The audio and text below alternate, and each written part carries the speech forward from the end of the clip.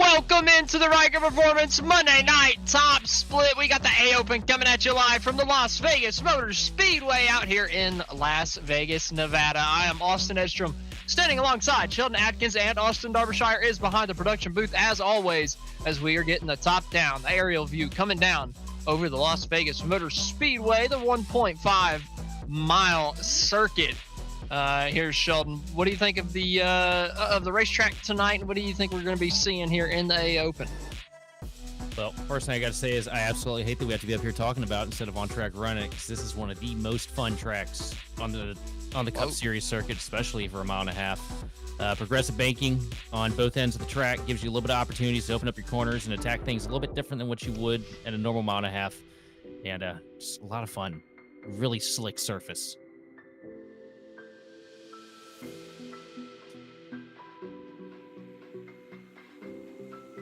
Getting a close to that intro video. There's a couple guys going around for qualifying right now. Still a couple minutes left in the qualifying session. But we're going to go ahead and jump into our keys of the race. And Sheldon, what are your keys to the race, good fella? Well, just the typical handful this week. For number one, track's different on both ends, so what you're really going to want to do is send it into turn one, then 3 and 4. If you really want to save that right front tire, you kind of want to back it down because the handle goes really quick in there. But different ways you have to attack these corners. Most importantly, to save tires, you're going to want to paint that white line. Get that left front hooked up on that seam right where it comes in off the banking, and just hold it down there as best you can, and don't try to push it too hard past that for the first stint of the run. Then last but not least, we're in Vegas, man. Know your limit, play within it. Know when to hold them, know when to fold them. Don't give it too much and, ruin your day. Just run what you got and hope you brought enough. That's an interesting way to say that. Typically people are like, gamble, go nuts, do whatever you could possibly do. But you're saying know your limit. That's a little bit different than whenever we typically come to Vegas. I kind of like it. Don't overplay your hand here tonight from the Las Vegas Motor Speedway. But we're going to move into our broadcast picks as we have about a minute left in the qualifying session. Up first myself, we've actually got the Conky Donkey on an oval, so I got to go with Sean Conklin. Well, myself, I'm going to have to pick the third place ace. I got to go with Nicholas Froman. I feel like tonight's going to be the night he finally breaks out and gets himself that dub that he's been looking for the past couple weeks. Ooh, third place ace. I like that. Michael Conti is going to be your producer's pick. Austin Derbyshire not pulling out the Derby double up. He's going to be going something a little bit different tonight. Actually has a little bit of originality in him. It actually seems here tonight. So I applaud you, Mr. Derbyshire. But we're going to get a little look at the schedule ahead. Las Vegas again tomorrow night for the Spartans Master Series, 9:30 p.m. Eastern, and then Friday night right back here once again. Lots of Las Vegas this week with the Ryco Performance. Friday night, NIS Top Split at 9 p.m. Eastern, and then on Saturday, the Auto Club Speedway, the Major Series at 9 p.m. Eastern as well. So a whole lot of Las Vegas, capped up with some Auto Clubs. So we're out here on the West Coast all week long.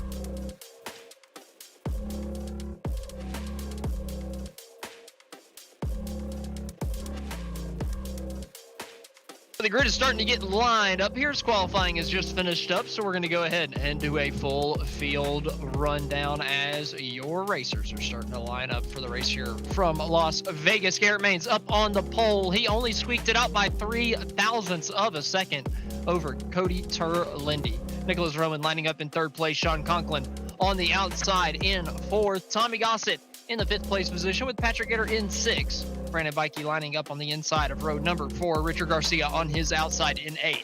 Johan Seminario lining up in 9th with Roger Pierce rounding out the top 10. 11th place, we got Ross Carava, followed by Paul Bergoli in 12th. 13th is going to be PB Henry with Matt DiCiani in 14th. 15th is going to be Caden Diedrich with Joseph Gulata in 16th. 17th, Matt Hollabaugh is going to be followed by 18th, James Houghton.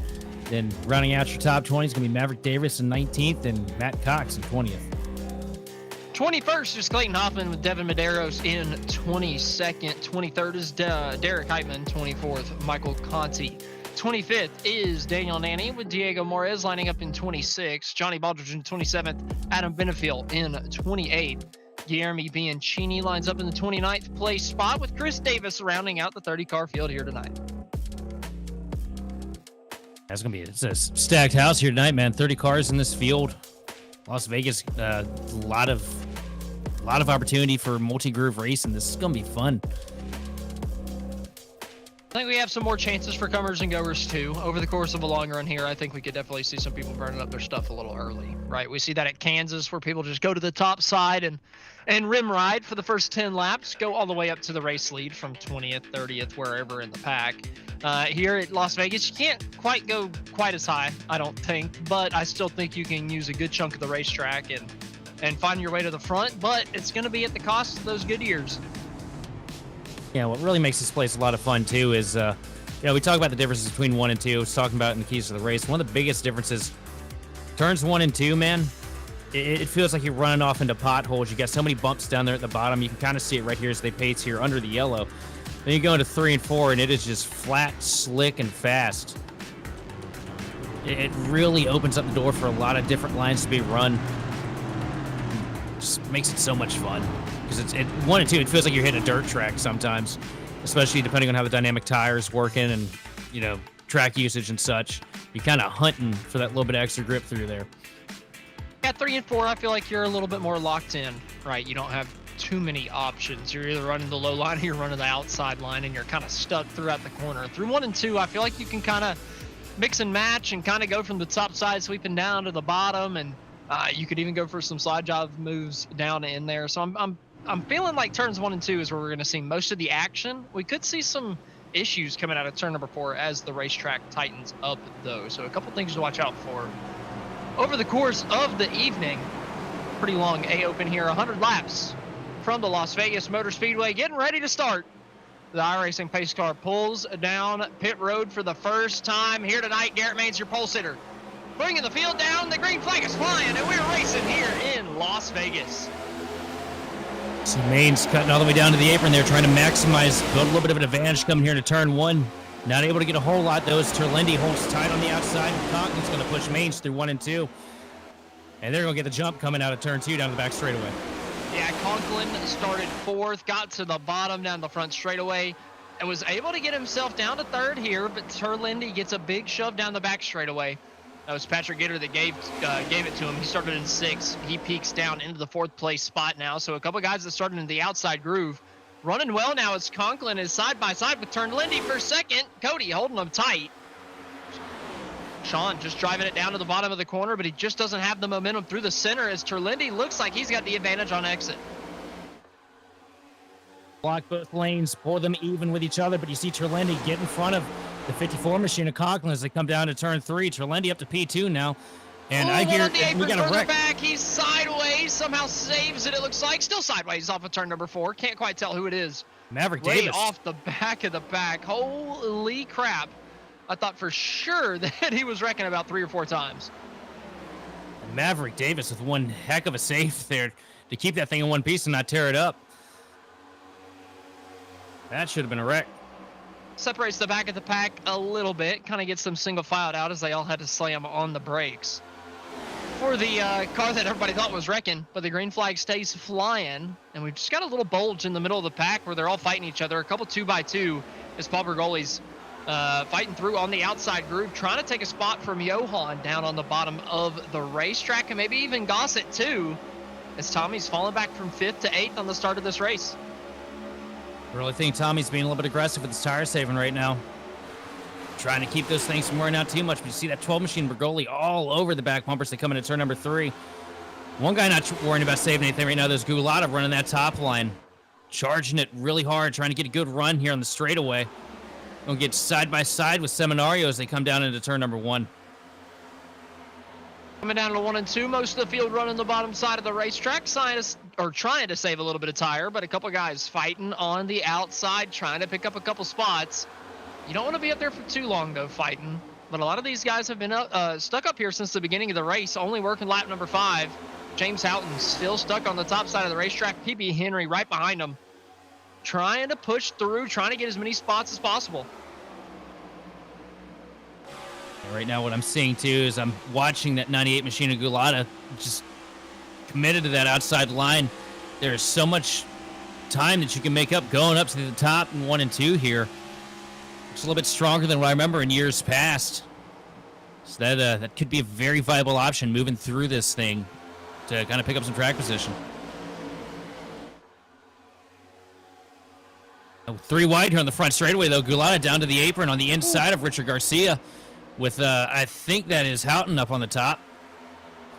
Galata way down on the inside, still able to push through on Garcia. Garcia, the odd man out in that 3 wide battle. Houghton splitting them on the top, able to pick up the spot. Gulata going through on the bottom. Garcia now stuck side by side with PB Henry, who was on the outside just a couple laps ago. He's found a home down on the bottom side of the racetrack, now making the move on Garcia. That top side has the momentum. I think you're hurting the tires just a little bit more. One thing that I'm liking right now, not to keep harping on that 98 of Gulata, but I'm liking what I'm seeing out of that car. He's fast on the bottom, he's fast on the top, and doing a really good job just putting that thing anywhere that he wants to. It seems like that car is sticking, which could be very, very helpful for him to later in this thing. As we see a dive down to the inside by the 25 of PB Henry on the inside of Houghton, but here comes Houghton with a huge charge up there on the outside. It's going to get him side by side with the 98 machine of Gulata as they come to the line dead even. Houghton has been pushing through the field since the start of this race, starting in the 18th place spot. He's side by side for 7th right now. Gulata down on the inside, but Houghton is a man on the mission in the early going, trying to push through on the outside on 1 and 2.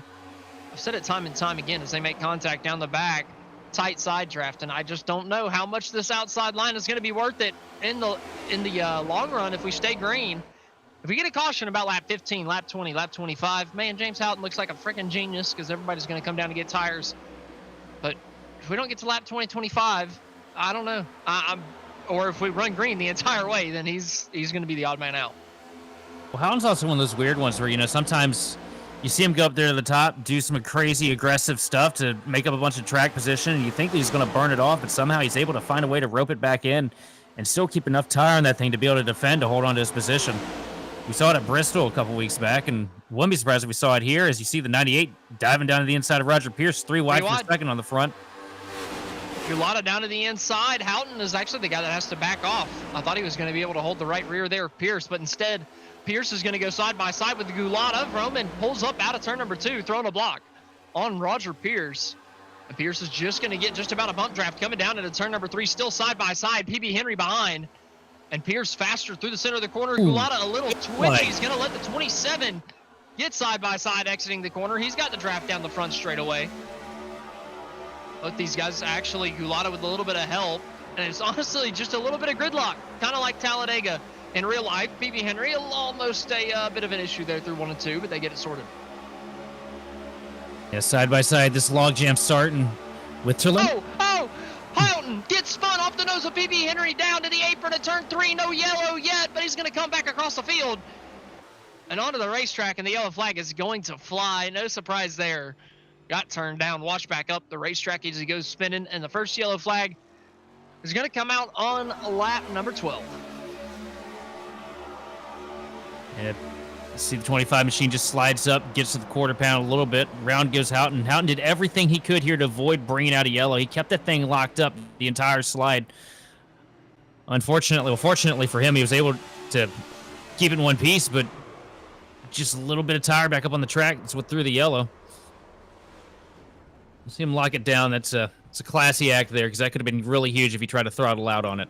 Yeah, not really much Houghton could do to get out of that one. Honestly, just driving in a straight line. PB misjudging the entry of the corner, was trying to get in behind Houghton, I believe, and unfortunately just sent him for a ride. Luckily, nobody else got caught out in that, and like you said, he locked that thing down, and unfortunately, fortunately for him, he came back on the racetrack, but there was no intent in that one, so good effort.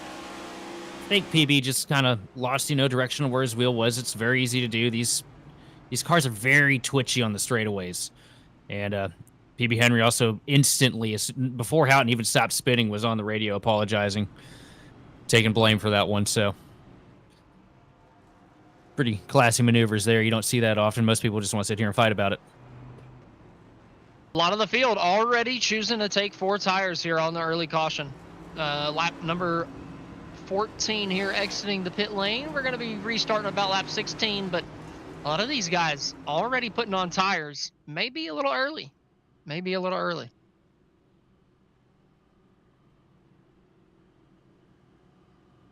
It's like Roman just took taking fuel. Only gas. I can understand why, but I maybe wouldn't have given up the track position to do that. Back to, yeah, he's back to 15th. I don't know, because now he's got all the 4-tire guys right on his bumper.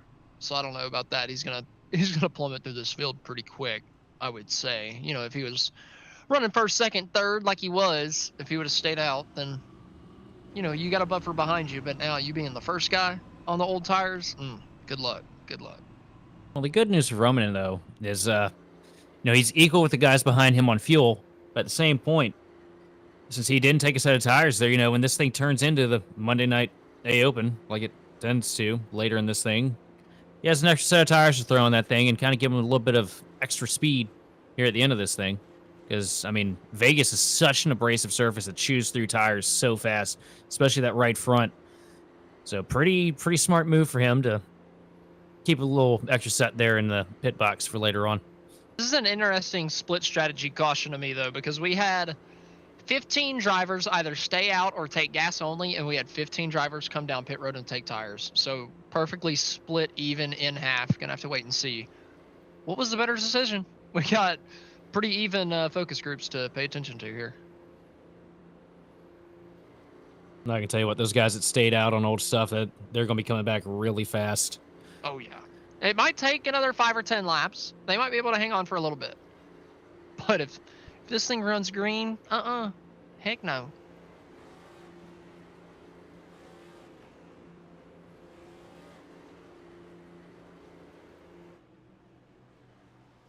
Good shot there from the back of Gulata's machine. Conklin going to be leading them back here into the box, though. Yep, Conklin up in the race lead. As the iRacing pace car is getting ready to pull down once again. Working lap number 15. Coming to 16. First yellow flag of the evening.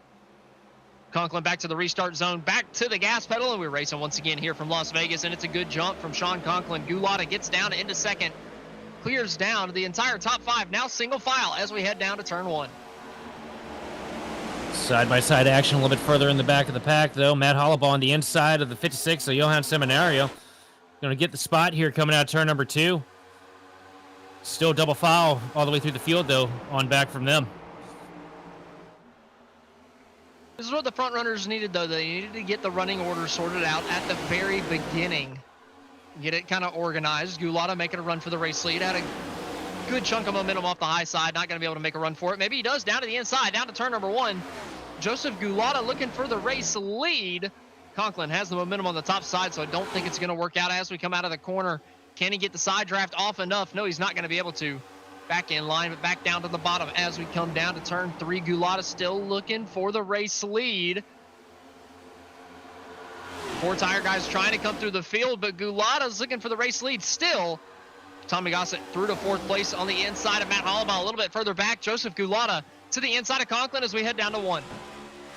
Down to the bottom of the racetrack here. Conklin holding them nice and tight through 1 and 2. Going to be dead even coming out turn number 2. Conklin's going to get that run down the back straightaway. That outside line momentum carrying him a little bit further than that 98 machine's getting on the inside as they come back down to number 3.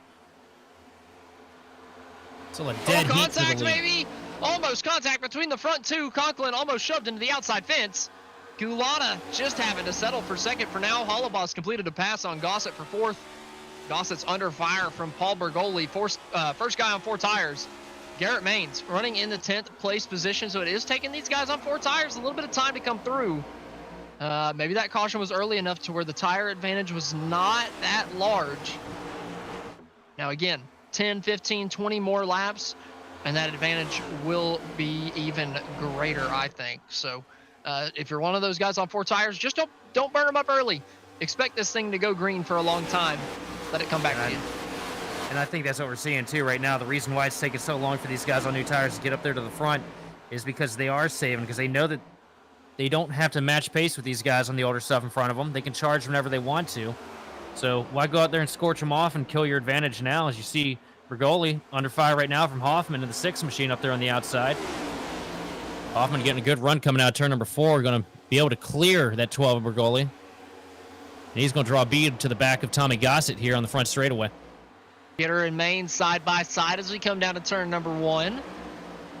Bergoli way down to the inside as he's in the side-by-side battle himself. Conti way to the outside of the racetrack. He's going to get the momentum Rigoli slowed up to where the two above him might be able to link up and get a spot. Garrett Maines coming through on the new tires. Patrick Gitter following him through. Hoffman now up to P5, gets the pass made on Tommy Gossett. Gossett falling back now into the hands of these guys on fresh tires. You see Garrett Maines up on his outside on the front straightaway coming into one. This is where you got to be smart if you're on older stuff. Because you can, you're not going to be able to do much to outrun those guys on the fresh ones. But if you push a little too hard, you sure can ruin your race. You see Tommy being really smart, fading in behind Gitter as Gitter dives down to the inside of Maines into 3.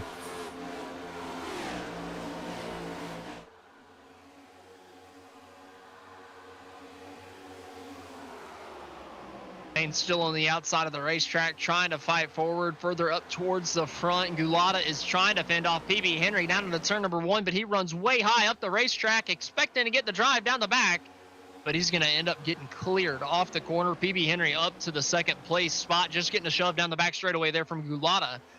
See if he can use that momentum, try to run down Sean Conklin up in the race lead. But right now, that dirty air hurting Henry through 3 and 4. He got really tight. Yeah, right now what you're seeing for the 98 machine is that he's paying for how aggressive he was at the start of this thing. Still fast, but, a little bit of that handle starting to fade. You can see it from up here in the booth.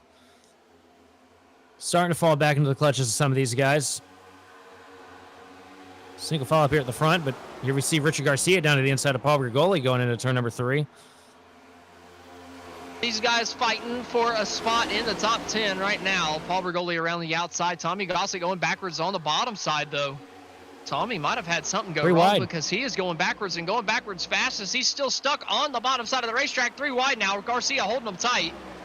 We got Matthew Cox way to the outside of the racetrack trying to rip around the fence, carry the momentum down, and get himself into the top 10. Looks like he's got it done, but Garcia still looking to the inside, but not going to be able to get the move. As Cox is now to the outside of Bergoli looking for 9th. And he's got it coming out of turn number 4. Going to get him clear. But see some of the tires here. Here we see Hollabaugh making a move to the inside of, I think that's PB Henry. Gulata able to get himself back up to second place while we were covering the action a little bit further in the back. But here's Hoffman. Fresher tires.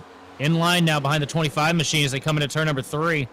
Well, Clayton restarted 10th. I don't think that he took tires, did he? Oh, well. Never mind. I thought Hoffman was on freshies. My bad, guys. He's making a late run charge here. Yeah, he just saved his tires over that first little stint, and he's been just stupid fast since the restart. Got himself up to 4th place. The only problem is he's got the new tires right on his back bumper now. Garrett Maines, first guy on 4 fresh tires. He's in 5th.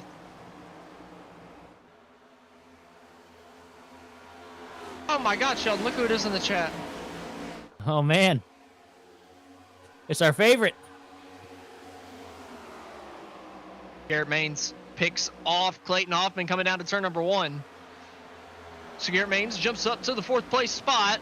So now these old tire guys starting to get left in the dust. Matt Hollabaugh just has nothing to put up a fight with. And now Gitter on the 4 freshies coming through too.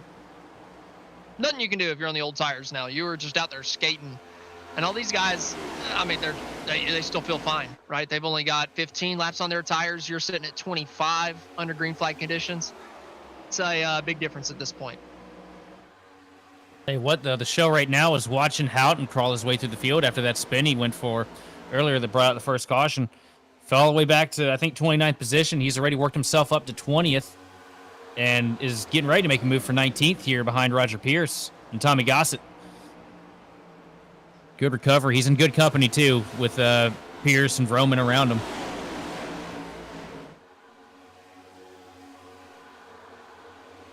Look at that. For some reason, I thought Houghton had gotten further up in the field, so I was a little surprised to see that he was further back. I don't know exactly what I was seeing. Obviously, he was in that wreck. It was a confusion of all the red cars. Oh, for the race lead, Garrett Maines to the inside of his teammate. Sean Conklin on the older tires cannot put up a fight. Garrett Maines to the lead, like you'd expect on the 4 freshies. Yeah, but if you're Conklin, you're feeling pretty confident right now. You got all this pace on old tires. And you know you got an extra set sitting there in the box for later on. Looks like it might be the strategy. Depends on how the cautions fall, right? I mean, if we get long green flag runs, you like the move that the guys that put four tires on made. But if we get a lot of cautions, you want that extra set of tires, because this next time the caution flag flies, everybody that did not take tires on the last one comes down and takes tires. So all of a sudden you've got the advantage and you're equal on how many tire sets are left. So if you get a yellow anytime soon, the guys that haven't pitted yet, they've got the clear advantage. But you just never know. Is that yellow flag going to fly? And look at this. Somebody we haven't talked about since Charlotte. Second place, Matt Cox in that 32 machine. Good run for him so far. 32 laps into this race. Charlotte was last week, right? I mean, earlier in the year at the Good Charlotte. Oh, the Good Charlotte. Not the band, but the track. Oh. Thought you were talking about that night in Nashville. And you can tell our producer is a Matthew millennial. Cox, He's singing out now. of nowhere to the inside for the race lead. Cox with a hell of a run through 1 and 2. I don't know where the hell it came from, but all of a sudden he's side by side with your race leader, but he's getting tight. Oh. He has to get out of the gas. Garrett Bain's going to be able to hang on, but still, I don't know where the hell that run came from Matt Cox in second. It was ridiculous. Shot out of a cannon. Yeah, Cox is on an impressive run right now. Also, what's impressive is that 98 Machine of Gulata on those old tires, as aggressive as he's been this entire race, still holding strong in that top 5. Right there in the 5th position, under fire from Patrick Gitter right now. Those you see him dive it down to the inside in 3. Ooh, Cox a little low, a little loose. Coming off the corner, going to slide across the nose of Sean Conklin. Shut the hell up, Sheldon. Can't help it, man. I'm a 15-year-old at heart. His cock is not a little loose. His car is. His name is Cox. Deal with it. It's too early for brain rot. That wasn't even brain rot. That was statement of fact. Patrick Gitter right now, though, side by side with Cox up there on the outside. Trying to build that momentum to get a run down here on the straightaway. Looks like he's got it right now. They're going to be dead even here at the line.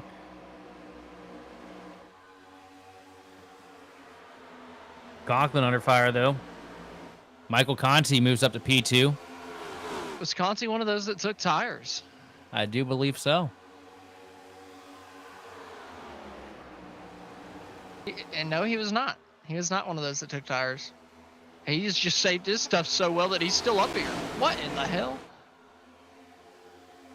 It stays like today where I just don't understand the tire model.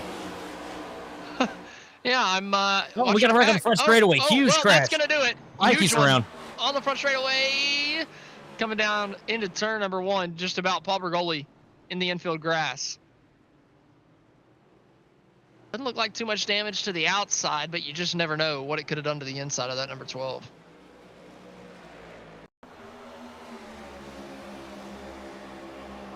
And right here now, I saw the 27 machine of Bikey spinning as well. He gets a little bit of contact there. Tries to move down underneath Houghton, who got the fence, and gets clipped by DeCiani. And unfortunately for Bergoli, just an innocent bystander.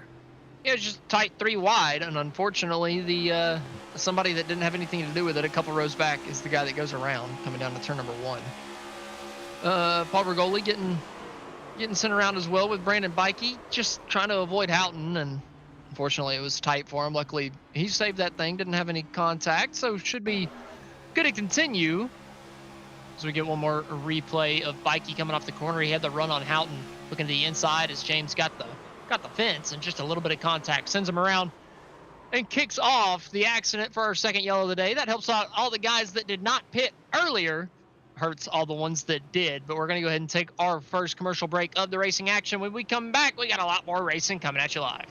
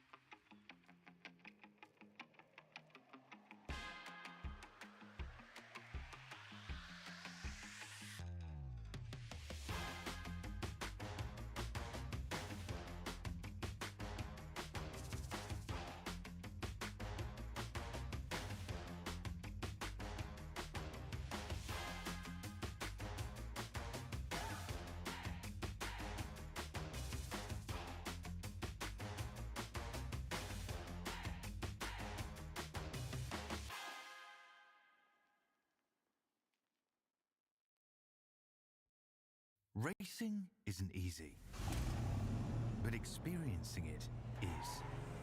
iRacing puts you in the driver's seat with the industry's leading sim racing game. Drive on laser scan replicas of the greatest racing circuits from around the world. Go head-to-head against other drivers chosen by skill-based matchmaking to ensure competitive racing at every level. Compete across all your favorite series. Welcome back to the Ryco Performance Monday Night Top Split. We got the A Open still going on, working lap number 40, coming to 41 as we are completing caution number 2 here tonight.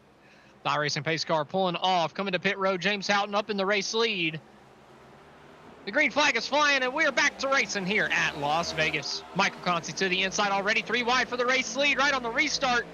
Conti back on the racetrack, trying to use the low way around. Conti Houghton getting pinpalled up into the middle of the racetrack and down multiple positions. That's going to be a huge loss for Houghton as you see him go way deep into the pack here, all the way back to Gulata. They're still 3 wide further in the pack with Hollabaugh in the middle.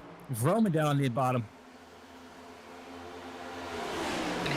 Houghton was only up there because he didn't take tires, right? He was back further in the pack. He didn't take tires on that pit stop. Found himself up towards the front and got shipped out of the pack immediately, at least out of the front runners. Now he's stuck in the mid-pack. Conti up in the race lead. Garrett Maines filing through in second, looking to the outside, but does not have the steam to make the move. Side-by-side shaping up, though, for the 4th position as you see the 54 machine of Conklin down to the bottom of Trelendi, but Trelendi's going to get the advantage coming through 3 and 4. A little bit higher up to the track than he wants to be, though. But all single file up here at the front for the time being. Conti, Maines, Gitter, Trelendi, Conklin, your top 5 right now, right after that caution. Everybody except for James Houghton, I believe, took tires on that pit stop. So a couple of guys with an extra set of tires in their back pocket, the guys that stayed out under that first caution. Now, how do the strategies play out? Do the caution flags keep coming out later in the race, or do we settle into a long green flag period here? Tell you one thing, one guy that's not waiting around for this thing to fall in his hands, a 3rd place ace, Nicholas Vroman, up there on the top, making up spots pretty much every corner here. First time, heck, I think it's one of the first few times I can think of him actually getting out here and charging early in a run. You see him get up to the back bumper of the 54 machine of Conklin as he is side by side with Gitter coming into turn number 3. Side by side for 4th, coming through turn 3 and 4. Trelendi actually on the outside powers through. Gitter, the one struggling down on the bottom, was in 3rd on the previous lap. He is slipped back into the clutches of 7th, side by side with 6 right now.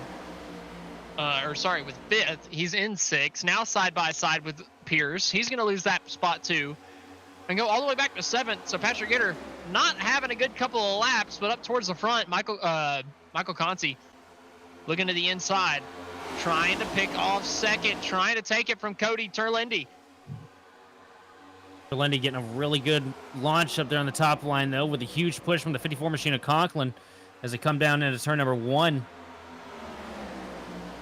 Conti just not able to do anything against that outside line momentum at the moment. No, and he had the race lead just a second ago, but Maines got to his outside coming out of turn 4 down the front straightaway and has put him back in the pack. Now you just don't want to get stuck on the bottom side with a big train coming around the outside. It seems like that's kind of a no-win situation. You just cannot release the wheel off the corner. Conti got himself in that scenario with Maines up front, and it's just been a line of cars since then to go by. He's falling back to 5th. Yeah, it's like getting, shoved out of line at Martinsville. One guy gets by you, then next thing you know, about 4 or 5 go by you, and you're just sitting there screaming, trying to find a way to stop the bleeding, and there's nothing you can do because there's nowhere you can go to really get back into the pocket. Thankfully for Conti, he's back up there on the top now, making some moves, though. As you see, he's going to get by the 09 machine at Trelendi and just follow the 27 of Roger Pierce through the pack for the moment. Conti back to the top side. It's worrying, right? You don't want to run the top side because it might wear your tires a little bit more, but whenever you're in a pack, you kind of have to run the top side or else you're going to get stuck down at the bottom and get sucker holed. You're going to get freight trained down, just coming out of both corners here. Pierce putting himself to the bottom, trying to take the race lead, trying to clear Garrett Maines, but they're just going to be side by side through 3 and 4. And Maines has the momentum down the front straightaway. Pierce could try to side draft him, but he's not going for it. Instead, Michael Conti is going to file through side by side for a second until Pierce just drives it in deeper into one. Garrett Main's up at the point right now. Pierce not going to be able to get the momentum coming down the back straightaway. Main's going to pull away. It's side by side, though, now for second place. Pierce and Conti. Pierce getting it just a little bit better there on the bottom of 3 and 4. You know, the top is so good in 1 and 2, but I don't feel like it's anywhere near as strong in 3 and 4. Because that inside, if you can get it up on that paint, it rockets if you can get the, get enough racetrack to do it with. Conti working the outside. Can he get the momentum? Main sliding up off the exit of the corner, trying to break the momentum. Just getting the shove down the back straightaway. Still side by side for second. Conti almost had an opportunity at the race lead. Instead, it's going to be Roger Pierce looking at the inside of Mains. Through 3 and 4. Can he carry the momentum off the corner? Not looking like it, as Conti's just trying to fight a way through, trying to get himself back to the lead. Conti all over the rear bumper. The one machine at Garrett Mains as they come down to turn 1. Mains still side by side with the 27 machine. His teammate Roger Pierce be dead even coming out of turn number 2, but outside the line momentum, I feel like it's going to prevail again as you see Mains just really able to get a nose in front of that 27 machine coming back into 3.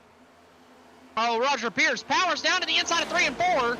Roger Pierce just about clear. He could have pulled across the nose of his teammate, but he thought better of it. Stay down to the inside of the racetrack. They're going to stay side by side for the lead. Roger had it for a moment, but just didn't take it. He is a better man than I. He should have taken it. He should have taken that thing and taken it to the bank. I'm telling you, he had the race lead, but just did not. And look at how much he's going to pay here. Giving up 2 spots now. He's going to get back to the inside of the 5 machine of Conti, but here comes Mains back in front of him. He's going to put dirty air on the nose, and you see him get a little loose there. Oh, twitchy. Twitchy from the 27, Roger Pierce. Able to hang on to it, but still side by side for second. Both Conti and Pierce wearing out those tires right now, fighting for the second place spot, just fighting for the honors to fight Garrett Mains. Conti trying to get there. He's shoving Garrett down the back straightaway. Yeah, Garrett is not lifting for anything now. Try and block a little bit both lanes. See him go to the bottom there. Come back up to the top.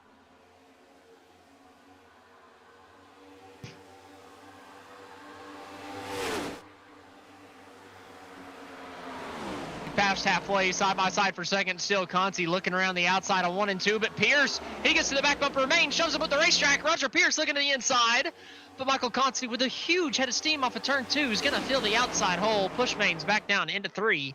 Can Conti continue the momentum through 3 and 4? He's ripping the outside, trying to keep the foot in the gas. He's to the right rear of Mains, down the front straightaway. Michael Conti trying to go through for the race lead as Mains is trying to side draft as we head down to 1. Michael Conti with a huge head of steam, diving it back down here to turn number 1. Going to get the position for Mains, coming back down to the bottom to clear him here. Going to bring Roger Pierce with him. Pierce to the outside now of Garrett Mains, and move Pierce up into second place as they come down into turn number 3.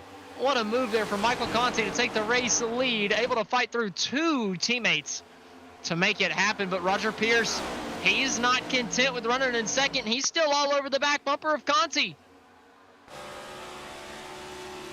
Give him a little bit of a shot there on the front straightaway as they come back down to 1. Pierce is going to fade it up to the top, trying to do the same thing that Conti did a lap ago. And a huge run for Pierce. He's going to get it coming out of 2. Holy cow, Roger Pierce out of nowhere. The run that Roger Pierce got through 1 and 2 is just slingshotting him to the race lead around Michael Conti. I mean, who just looks dead in the water through 3 and 4 now. I mean, Pierce has found another gear. It nearly looks like a plate race at this point, the way these guys are flip-flopping the lead. I mean, it's like Pierce just side drafted Conti in the perfect spot that it just took all of Michael's momentum away. Didn't do a great job of collecting it through 3 and 4. Let Roger get away and has let the pack catch up here for second. Here comes Terlendi with a dive down to the inside of Garrett Mains into turn number 3. I don't think he's going to be able to get the momentum, though, because that top line still cooking. You see Mains going to get a little bit of a pull on him coming here to the front straightaway. It's all about getting that right rear. If you're not getting somebody's right rear, especially later on in the run whenever we're loose, I don't think you can make the pass. I don't believe it.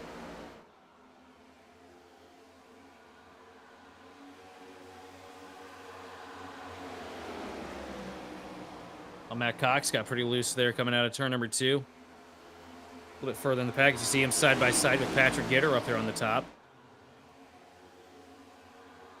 Here's going to get the spot. Now dive down to the inside of Richard Garcia. This is for the 8th position. Get her all the way Still down a to long train of cars. Oh, yeah, it's choo-choo at this point. A little bit of spread out through the corners, trying to find some clean air, but other than that, they typically get single filed out, except for a couple little battles like this one here of Roman side by side with Conklin. That's a fight for the top 5. Conklin, man, on the inside there trying to fight through, but it's just too tight between the two. 3 wide Up for towards the the lead. race lead, though. Maines to the middle, able to take over the spot from Conti and able to take over the race lead. Terlindi now looking through the middle. Roger Pierce stuck on the outside, going backwards. Oh, tight racing coming out of turn number 2. 3 wide's going to drop out pretty quick as you see Conti dive it to the back there to try and avoid getting in any trouble. And here comes Gulata all the way up against the fence. Oh, and contact between him and Froman. Oh, 3 wide once again down the front straightaway. Conklin on the outside, Roman inside, Gulata stuck in the middle in the number 98. As we head down to 1 and 2, Conklin's just going to keep his foot in it way up on the top side of the racetrack. Can he keep the momentum? Gulata almost clear, not quite, almost contact, but they get it sorted out to 2 wide as we're 2 wide for the race lead. Further up ahead, Cody Terlindi powers by on the inside of Garrett Maines for the race lead. Did he overshoot the corner ever so slightly? Maines back up to the back bumper out of 4. Terlindi going to do everything he can to block, keep Maines behind him. Maines will give him a push here at the front straightaway. Conceding that position, trying to push Terlindi into the corner. Maines going to dive back down to the bottom, try and get a little bit of clean air to the front splitter as you see him all over the back bumper, that 09 machine. And they are all side by side behind him. Just under 40 laps to go. These guys are driving like it's 4. And can you make it on fuel? If not, when do you come down pit road? When is the magic number? When do you decide to pull the plug? I believe we restarted with what? 60 laps to go or so? Yeah, 60 laps to go. We restarted with 60 laps to go. I'm not quite sure if you can make it on that. That's cutting it pretty close. Question is, has anybody been saving aggressively to try and make it to the end? If it's even remotely possible. See Terlindi up there at the front. Conklin moving himself up into 3rd position now. Going to the outside line, trying to take that from Maines. Maines going to throw a block here on the front straightaway. Conklin going to stay up top, though, and get a huge push from the 5 machine of Conti.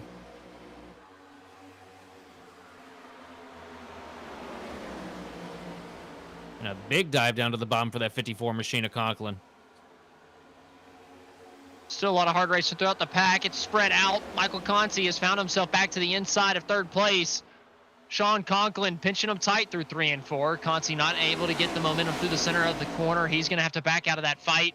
Just try to find a home in 4th, but he might be under pressure from Vroman, who has the run down the front. So does Garrett Maines, who's to the inside of your race leader, Terlindi. He took it from Garrett Maines really, really quick, but Maines is going to take it back just as fast. Heading down to turn number 1, slides across the nose of Terlindi. Conklin in 3rd. Conti way down on the bottom of the racetrack. One finds the fence way further back out of 2. I think it was Garcia caught the fence coming out of turn number 2. Had somebody follow him in there with it. Doesn't look like there's too much damage on the outside of that machine, but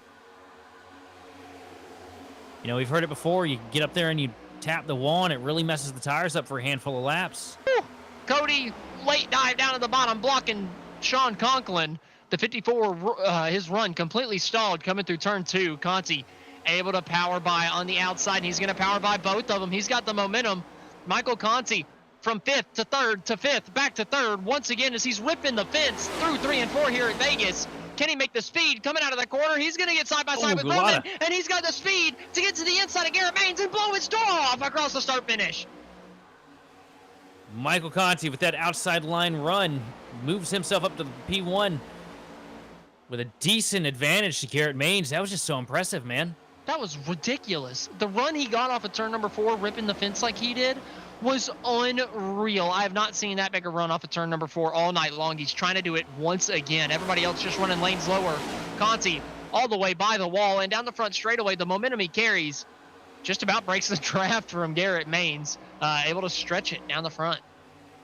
That right there, that is what I was talking about in the pre-race, man. This track, you have so many options. A lot of people don't think about it. But you can pretty much stick the car anywhere you want to and find a way to make it work at this place. So many different ways to attack the corners on both ends of the track. the progressive banking and the way that this place has aged throughout the years is just really made for a good race in real life, and it mirrors that here on iRacing as well. You see Gulata trying a little bit of what he sees out of Conti, run up there at the top. Not the same level of success, though, that 5 machine seen at the front. As we come down to the last third of the A Open here in the Ryco Performance Monday Night Top Split, we're going to go ahead and take our final commercial break of the racing action. Whenever we come back, we're going to take it, no commercials, to the checkered flag.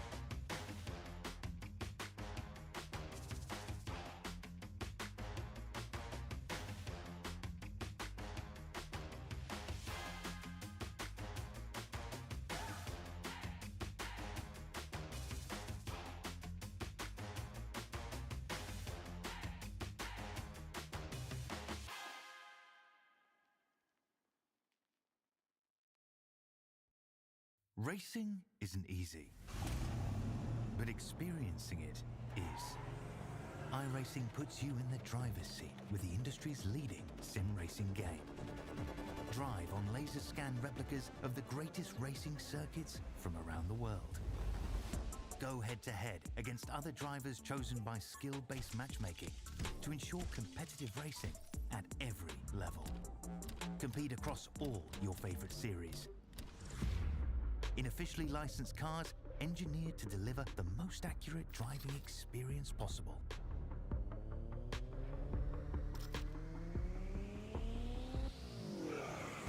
Join a race or host your own with players from across the globe. Race against the computer or in a league with friends. Feel the thrill behind the wheel. Visit iRacing.com.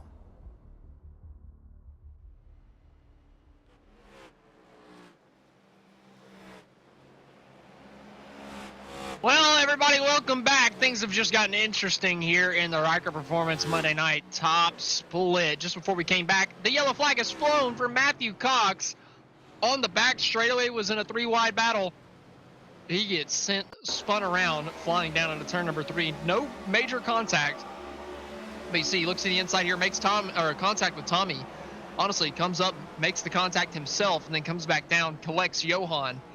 Both those guys go for a ride, but nobody hit anybody. So ultimately, nothing too damaging to report. Got to think everybody's going to be coming down to take another set of tires. Yeah, that's just, that's what we saw earlier. Just a little twitchy down the back straightaway with a car to your outside and a car to your bottom. And next thing you know, round she goes. So easy to misplace the position of that wheel and not notice it with these cars.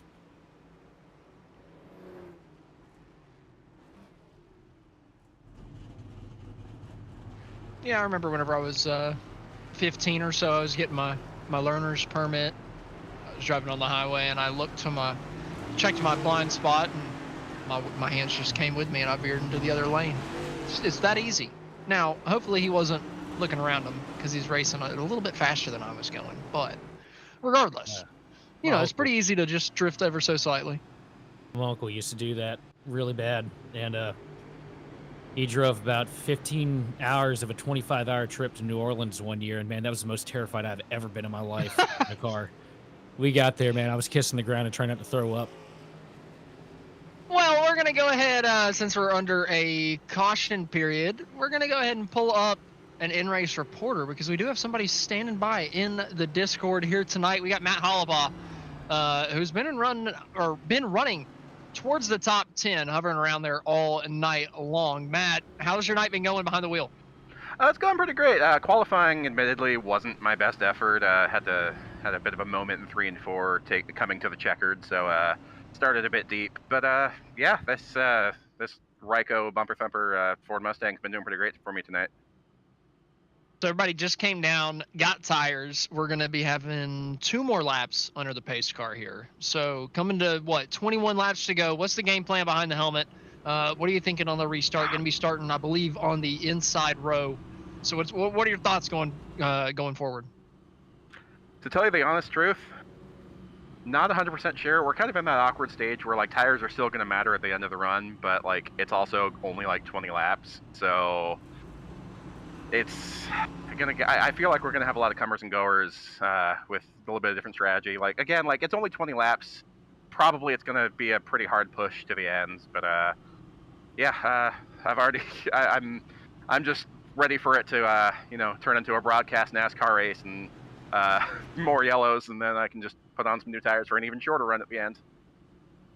Well, Matt, good luck going forward on the last little run. Looking forward to seeing if that tire advantage maybe comes into play with a later caution, but we'll just have to wait and see. Coming to 20 to go on the restart.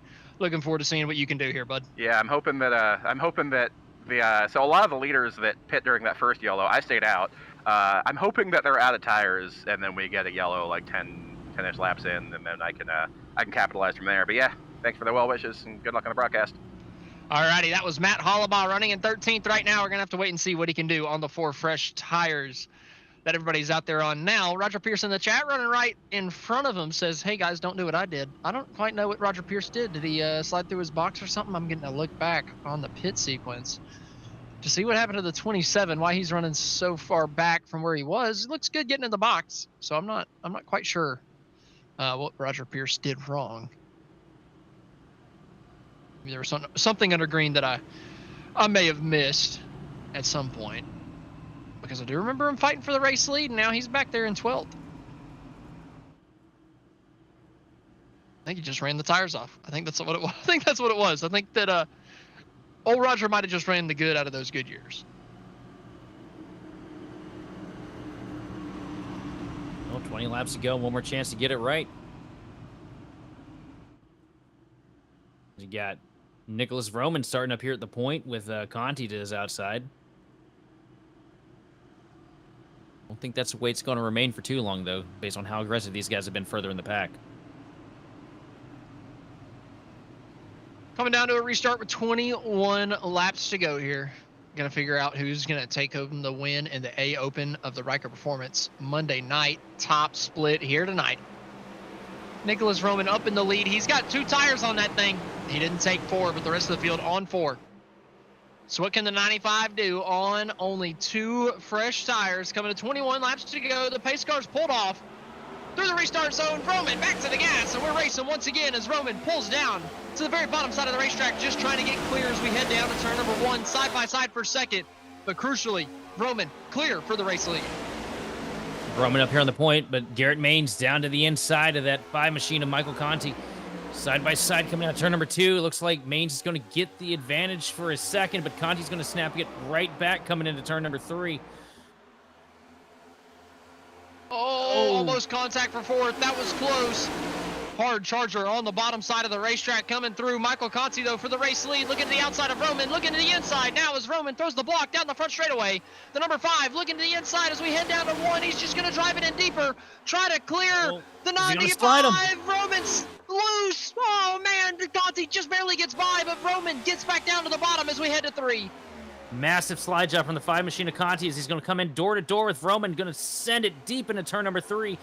Keep that momentum built up, and he's going to pull away to the lead here, but just about hit the fence coming out of 4. But Conti's going to lead this lap. Oh, and Roman's 2 tires not going to pan out as he's getting passed by Garrett Maines. Now another challenger right behind, looking to the bottom. That's Sean Conklin for 3rd place. Michael Conti up in the race lead. Garrett Maines in 2nd. A little bit better run from Maines out of turn number 2 that time. Closing in on the back bumper of your race leader. Coming to 18 laps to go. This time by. What can Garrett Maines do here from 2nd? Oh, a little bit of contact between the 09 machine of Terlindi and the 95 of Roman coming out of turn 4. Terlindi going to lay off it a little bit, let Roman live to see another day as they come down to turn number 1.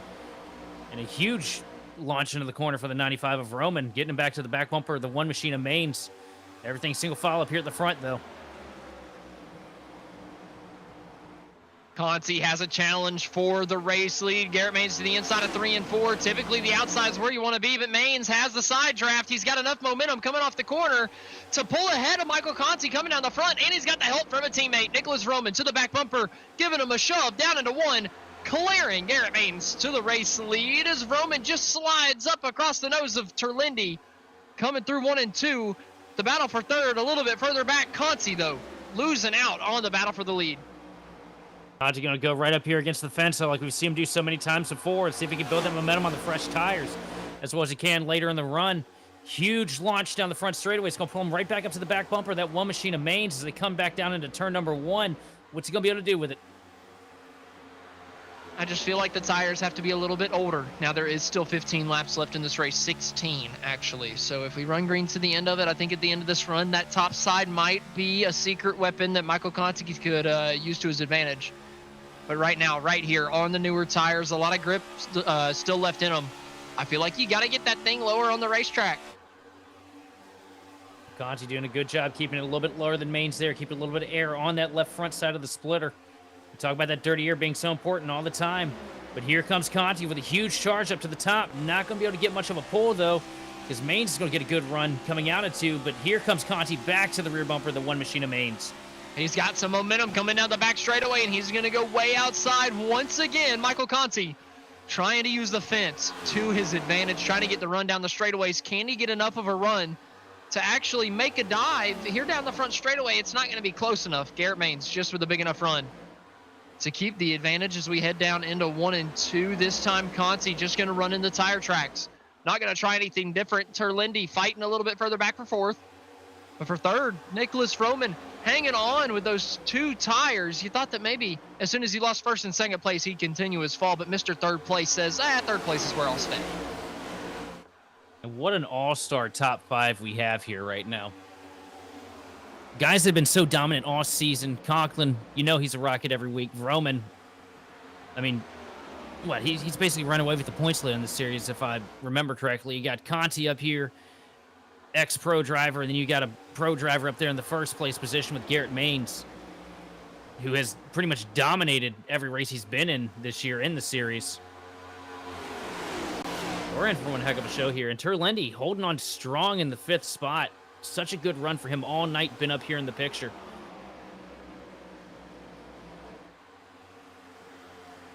Three wide further back, just outside of the top 5. Oh, and they're wrecking further back down to turn number 1. I believe 1's backwards against the fence. That's the 56 of Johan Seminario. Big wreck coming down into turn number 1. Going to throw out the caution flag. This is what Matt Hollabaugh wanted. He wanted an excuse to come down and put on that last set of tires. He's got it. Oh, Houghton just getting tapped. Coming down into the second, or coming out of the dog leg. And, well, Johan's the one that caught the short end of the stick there. Johan's nightmare stretch of the season just continues. Another race in a row here. Just victim of circumstance, nothing he could do. Houghton gets turned from the top lane right into him, and round she goes. Unfortunate break for that 56 machine tonight. Yeah, Diego just drifted a little bit high there, caught the left rear of Houghton, and unfortunately, a lot of people caught caught a little bit of flack from that, or caught a little bit of damage. But still, towards the front of the field, coming to 10 laps to go here under yellow, catching the pace car, Garrett Mange, your race leader. Michael Conti in second. Mr. Third place, Nicholas Roman in third. Who has that set of tires? Who's going to come down and use them? Looks like a lot of the field. Oh, maybe not. A couple faking them out. Conti, the only one up front. We still got a lot of guys coming in further back. The top, let's see, 3, 4, 5, 6, 7, 8, 9, 10, 11, I believe, stayed out. Maybe, and now I think there's a couple more joining from the back. So I think there's, about, like I said, there was about 15 and 15 earlier that saved a set. And I think everybody that saved a set came down. Everybody that didn't stayed out. There's no way. I don't see any way that those guys are going to be able to break through. I don't think so either. Not in 10 laps. The advantage is not going to be big enough. I mean, we saw earlier, right? I don't think that the guys earlier were using the advantage as much as they could have, right? Because they needed to save the tire for the longer run. But it still took them a while to get up there. I don't think that the guys that came down pit road are going to be able to get back up to mains. It's going to take a heck of a drive from Conti.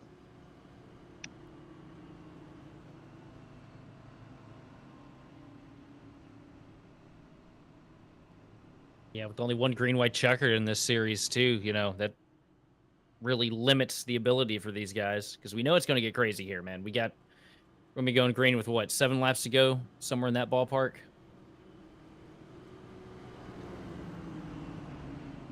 It's going to turn into a top split race, that's for sure.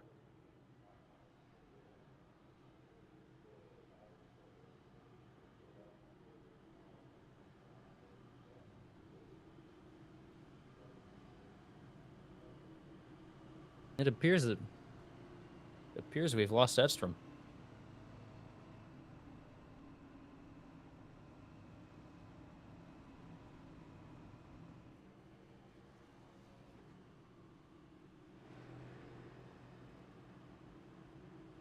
All right. Well, either way, moving forward, we're going to pull up the schedule for this week. See what we got going on here on GridVision. Another great week of racing coming up tomorrow. Hang on, there we go. Tomorrow at 9:30 Eastern, we're going to have the SSRL Masters Series from here in Las Vegas. Then Friday, Ryco Performance Friday Night Top Split NIS. And then Saturday, Major Series going live at 9 p.m. Eastern from Auto Club Speedway. Another great week of racing in store for us here. I was here the whole time. I just wanted to hear you do that. Oh, thank you. Good job, buddy. You're terrible.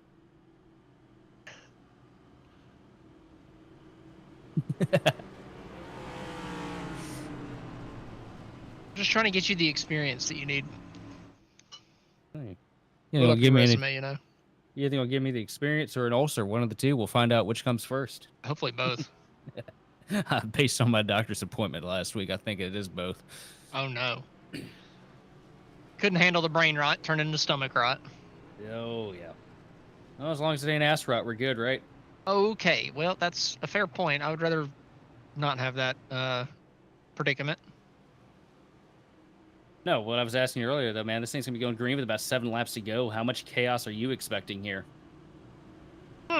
Well, we got half the field on new tires, half the field on, kind of new tires, right? They ran, 10 laps on their set. So it's not like they've got a ton of green flag racing on the set that they just burned. So I don't know. The guys on 4 tires, they're going to be coming like hell, or at least trying to, but I think they're going to find it tough. I really do. I do think that somebody's going to wreck somebody around 7th.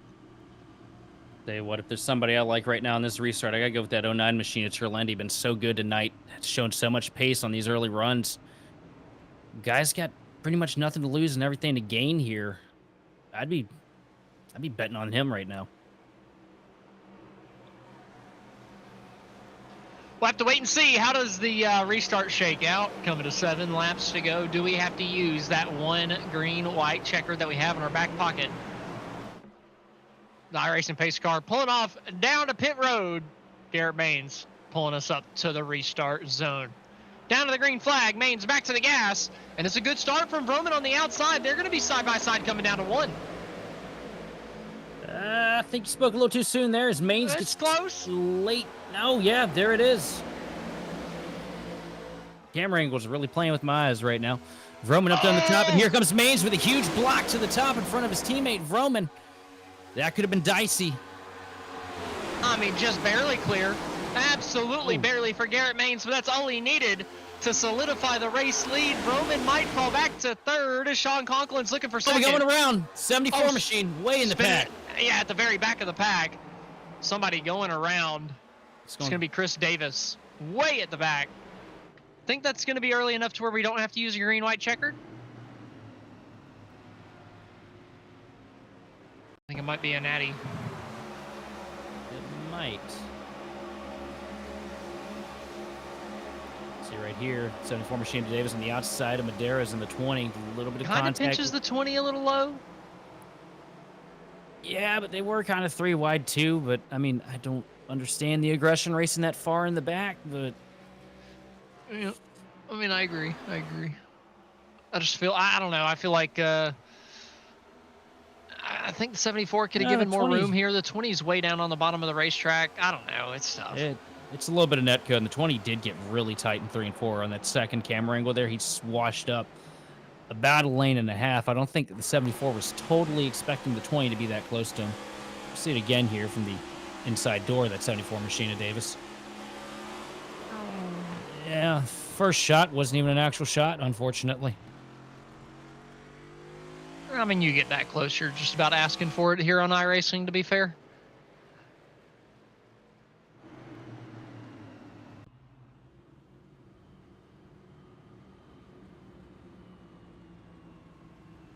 Tell you what, though, getting spun, running dead last in the pack with, a handful of laps to go, and one of these things sucks about as much as Taylor Swift.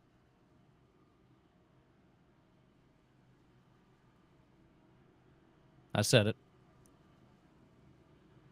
I didn't catch that. I don't know if I should say it again, because we might get burned. Someone dared me to say that, so we'll go with it. Yeah, I was kind of confused by what Jordan said in the chat. Fake numbers that show how good you drive fake race cars are really important, man. I think What was that in reference to? They're talking about car number in the split, or? It sounds something about iRating. I don't know who said something about iRating. Maybe it was in the driver's chat. Somebody said something and then he brought it in here. I don't know. So here's the thing for anybody at home wondering. iRating does not show that you are a smart driver, but it does show that you are a fast driver. Yeah. That's... There it is. There's who's fast. Don't take intelligence into play with that. Some of them might be. Yeah. But I can tell you right now, Nicholas Vroman, 8700 iRating, complete idiot. I used to have a 4K. I can tell you firsthand, I'm an idiot. I hope nobody takes. I hope nobody takes that serious about Nick. Obviously a joke, but either way, the point still stands. Doesn't necessarily mean anything. Tell you what, if he finishes third again tonight and we have to interview him, man, it's gonna be a blast.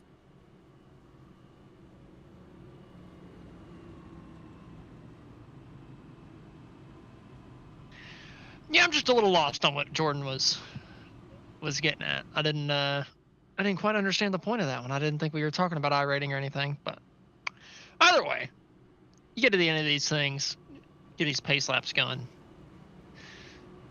It gets a little monotonous, but you push on, you get to it because the finish is going to be good, right?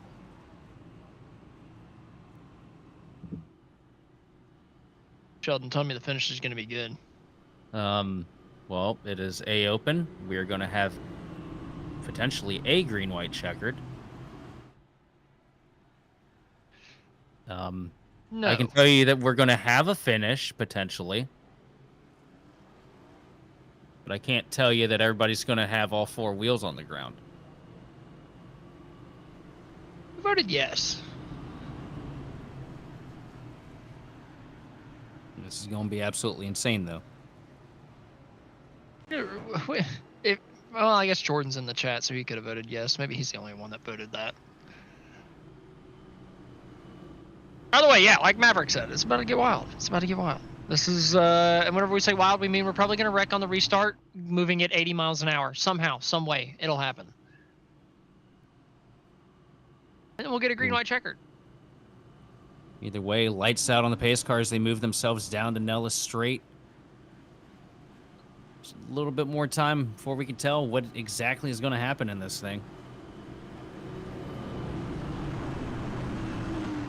But regardless, Roman got a really good jump on the last one. I don't think that he gets that twice. I just don't think that that's. I don't know. I don't think that you guess Garrett's restart pattern twice unless they're timing it down to each other. I don't think he's going to be able to do that. He's going to have to fall in line and hope that he gets a big enough push. No, Garrett's absolutely going to play with the restart here to try and keep Roman held out. All right, coming down to a natural green-white checkered here tonight. We still got one in our back pocket just in case we need it. Pace car pulling down to pit road. Garrett Maines up in the race lead. Nicholas Roman in second. Can Conklin do anything from third as we wave the green flag? And like I said, Garrett Maines easily clear before we even get across the stripe. Roman's just stuck in a side-by-side battle for second, but his help is closer. Maines with the advantage of leader's choice is going to get himself a good advantage coming into turns 1, 2 as they're side-by-side for second place. Conklin down on the paint with Roman up there in the middle. Roman getting a huge push, though, from the machine behind him. That's Nanny, and I think that's the 30 car. So they come back down here in turn number 3. They're going to be 3 wide here. Oh, a little bit of a hip check further back in the field. Can we keep it clean? Couple cars off the fence. Garcia through around. the infield grass. Down on the bottom, we've taken the white flag. The caution's not going to fly. 1 lap to go here in the Ryco Performance Monday night top split. Oh, they're still they wrecking. open None another of you spinner around. down into turn number 1. 4 more cars involved in an accident in the fence out of 1. Garrett Maines, still your race leader. Nick Roman in second. A side-by-side battle for third. Can Roman do anything through 3 and 4? He's running a little bit lower than your race leader, but he's going to get tight through the center. And off at turn 4, another one finds the fence, and Garrett Maines is going to find the checkered flag in the Ryco Performance. Monday night top split, a couple more wrecking across the stripe. That was a very eventful last 2 laps. I think half the field needs to go to the infield care center.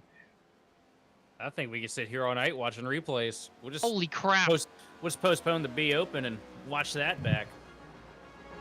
I mean, nobody wanted to finish that race. That's a fact. Coming off of 4, 3 people spinning through the grass. They get up to the grass, so the yellow flag doesn't come out since they're not on the racetrack. Garrett Maines takes the white. And then they come back on the track, kill a couple more people. And then down into 1, a couple more people decide, what is life anyway? I don't want to live. And destroyed themselves as well. So eventful last couple laps. Garrett Maines celebrating here, going around a different type of celebration lap, something I haven't typically seen. But as he's doing his celebrating, whatever he's doing, we're going to take our final abbreviated commercial break. Whenever we come back, we got the top 3 finishers to interview.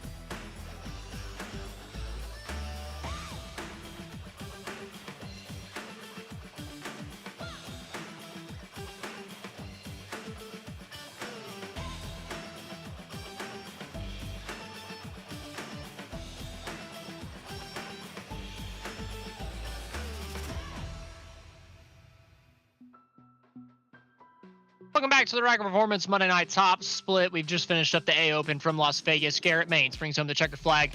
Vroman, Nanny round out the podium with Conklin, Turlindy, Gitter, Conti, Diderich, Pierce, and Heitman rounding out the top 10. 11th place, we got Clayton Hoffman, followed by Matt Hollabaugh in 12th. 13th is going to go to PB Henry with Diego Morez in 14th. 15th is going to be Guillermo Bianchini, followed by Brandon Bikey in 16th. 17th, James Houghton, followed by 18th, Chris Davis. And running out your top 20 is going to be Ross Sarava and Devin Medeiros. Matt Cox, Matt DeCiani, Adam Benefield, Joseph Gulata, and Paul Vergoli round out the top 25 with Johnny Baldridge, Tommy Gossett, Richard Garcia, Maverick Davis, and Johan Seminario rounding out the 30-car field here tonight from Las Vegas. Next up, we're going to interview our top 3 finishers. And first up, we're going to pull up our 3rd place finisher of Daniel and Nanny. Daniel, congratulations on the good finish here tonight, man. But you really had a quiet night. We didn't see too much of you. And then at the end of the race, all of a sudden, up in the top 5 and fighting for a podium spot. Walk us through your night, man. Where the hell did you come from? Well, to start off with, I didn't put any practice lap in the A car throughout the week, so I wasn't really expecting anything. But yeah, once I got into a rhythm, I just took off. It was the one bad setup. It was pretty fast, and I am just so proud of everybody in Ryco. Well, Daniel, was there anything more that you needed at the end to be able to challenge Garrett and Nick, because you were flying towards the front of the field at the end of that? I didn't think I had anything for the win, but my mindset at the end of the race was just to hope that one of us Ryco boys can win the race, and we swept out the top 5, so we did a mission accomplished. Well, Cody, congratulations once again on the 3rd place finisher here, or finish here tonight, man. Who do you have to thank? I gotta thank everybody in the Ryco Performance A Open team. They put in so much hard work throughout the week, and I really took advantage of them. I should probably help them out more often now, but yeah, Ken, Nick Luman, Sean, Garrett, all of them put in countless laps to make the setup as fast as it is, and I'm proud to be able to represent Ryco as a team, and yeah, that's about it. Well, Daniel, congratulations once again on the 3rd place finish, man. I hope to see you back in the broadcast booth again soon with another good run. Yeah, thank you guys. Alrighty, that was your 3rd place finisher, Daniel Nanny. Next up, we're gonna pull up 2nd place finisher here tonight, Nicholas Roman. And the 3rd place ace himself, Nicholas Roman, with a pair of 2nd places here. And how's it feel to finally crack up a little bit further in that top 3 after a little bit of a dry spell? I don't know. I feel all right. Can't complain. It's a good race. Took two there at the end. I don't know how bad that hurt me. I don't think it hurt me at all, but I freaking had the restart of my freaking life. Kept it on the outside of Garrett, and he just barely freaking cleared me out of 2. And that was frustrating. But yeah, no, me too. I'm happy with it. It's a good race. Well, the call early in the race to just fuel up no tires. What made you make that decision, man, with everybody else taking 4? Because I figured that was either going to be the best decision you've ever made in your life or absolutely the worst, and it kind of it netted itself out neutral. Yeah, I saw how many people stayed out, and I was like, fuck, 2 tire sets left or whatever with, 90-something laps or 80-something laps to go. That's a lot if we have a lot of caution. So I was like, I just did a quick audible.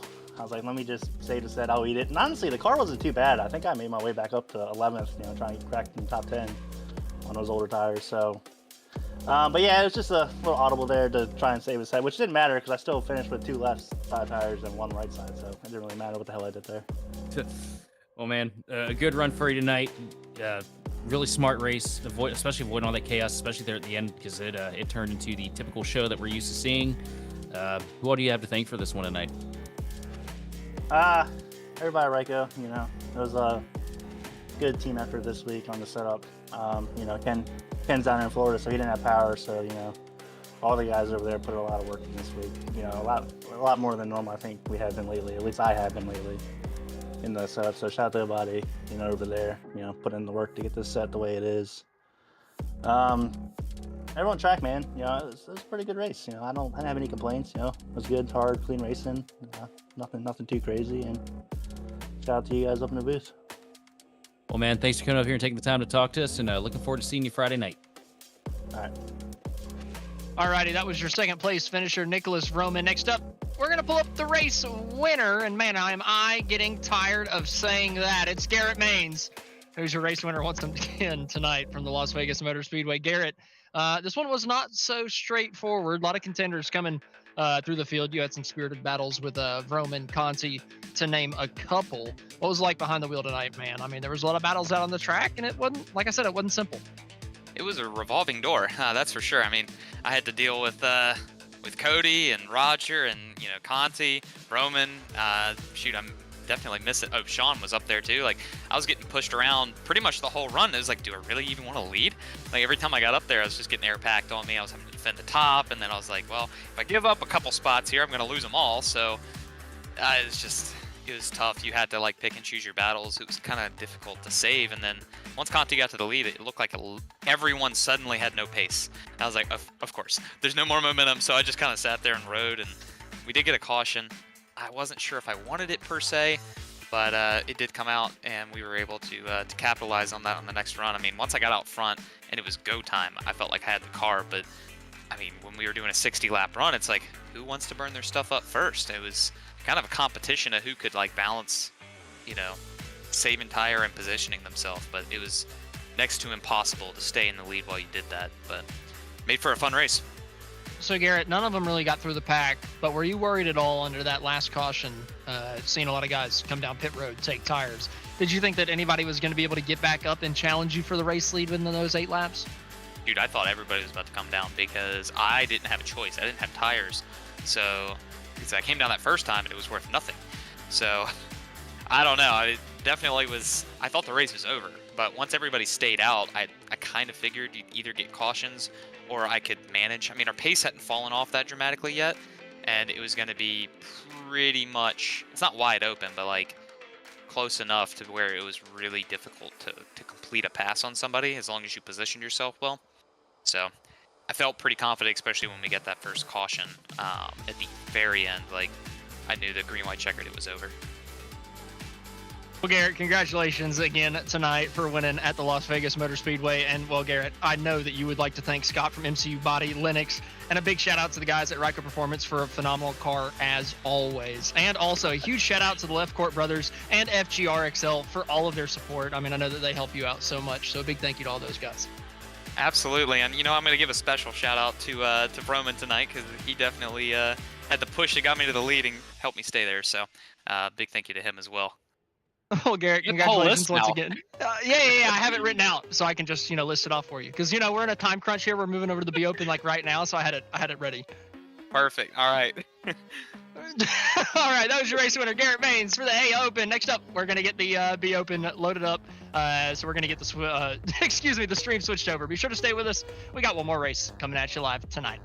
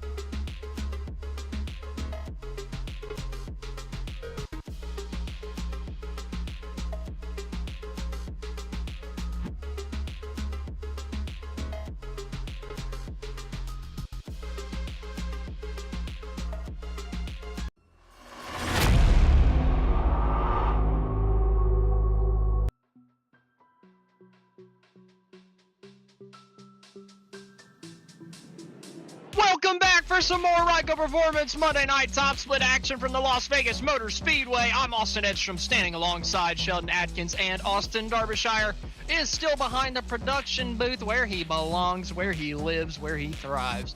And we're thriving here at the Las Vegas Motor Speedway. We had a heck of an A Open, and I think we're about to get a little bit more of the same here in the B Open with only 15 seconds left in qualifying. We're going to move straight to the broadcast picks.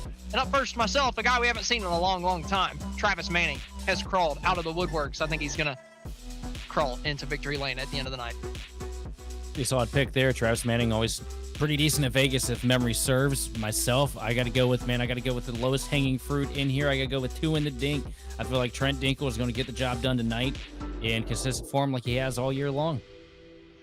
And our producer, wow, consistent from him tonight, not pulling out the Derby double up. He's going with Brandon Schmidt, the 5 car here tonight.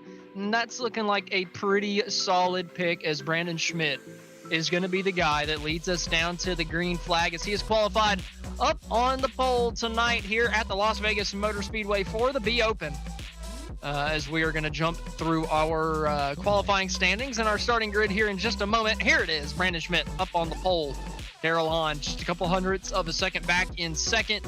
Perrin Huggins lining up in the 3rd place spot with Sean Anderson lining up in 4th. Trent Dinkle on the inside of row number 3 in 5th. Travis Manning in 6th. Scott Lamp lining up in 7th. Cody Dahl on his outside in 8th. And rounding out the top 10 on row number 5 is going to be Eddie Rose and Landon Williams. In 11th place, we got James Morse, followed by John Vanderwall in 12th. 13th is going to be Adriano Aguero Gomez, followed by Brandon Burkhart in 14th. 15th is going to be Chris Frost with Ricky Udding in 16th. 17th, Diego Morez, followed by Nolan Hodgson in 18th. 19th is going to be David Williams with Justin Smith rounding out the top 20. 21st, Jared Mogard. 22nd, Robert Warrens. 23rd is Dylan Murcott. 4th is Matt White. 25th, Randy Richard. Clinton Ingle on the outside in 26. And then rounding out the 28 car field here tonight, Joe Dutch, Robert Clifford. That's going to be lining up in row number 14. The back, let's see, 9 cars did not qualify. Starting with Justin Smith back in 20th. All the way back to Robert Clifford in 28th. So we're going to have to wait and see if any of those guys have the speed to push through to the front of the pack. I got to be thinking Justin Smith is going to be flying through the pack. Man, we got a pretty interesting mix of cars up here at the front, too. You got those 2 Team Conti machines up there. Behind them in the second row, though, elite performance cars. Qualifying pretty high up here. You know, a lot of the news wasn't necessarily so good about them earlier in the year, but it looks like they're really coming back here later in the season. I'd say there's a little bit more parity in the B car, wouldn't you? I would say so. To an The extent. A Opens, you know, it runs through the entire time, and I'm like, oh, there's another Ryco car, there's another Ryco car, there's another Ryco car. The B Open, I'm like, oh, there's a different team, there's a different team, there's a different team, there's a different. Like, it's a lot different. It's a lot different. I'll tell you what, I dig the paint scheme on that 28 machine of Travis Manning. That Summit machine, the mountains, man, they always look good on the B car. Like, I don't know if that's just, you know, me coming from the background that we had with the PRG team paint back in the day, but it just mountains works. Mountains on race cars. Mountains on race cars. It's a little bit. It's a little different than the old PRG paint. Like the Coors Light paint schemes, anything that had a mountain on it, just fantastic. Fantastic.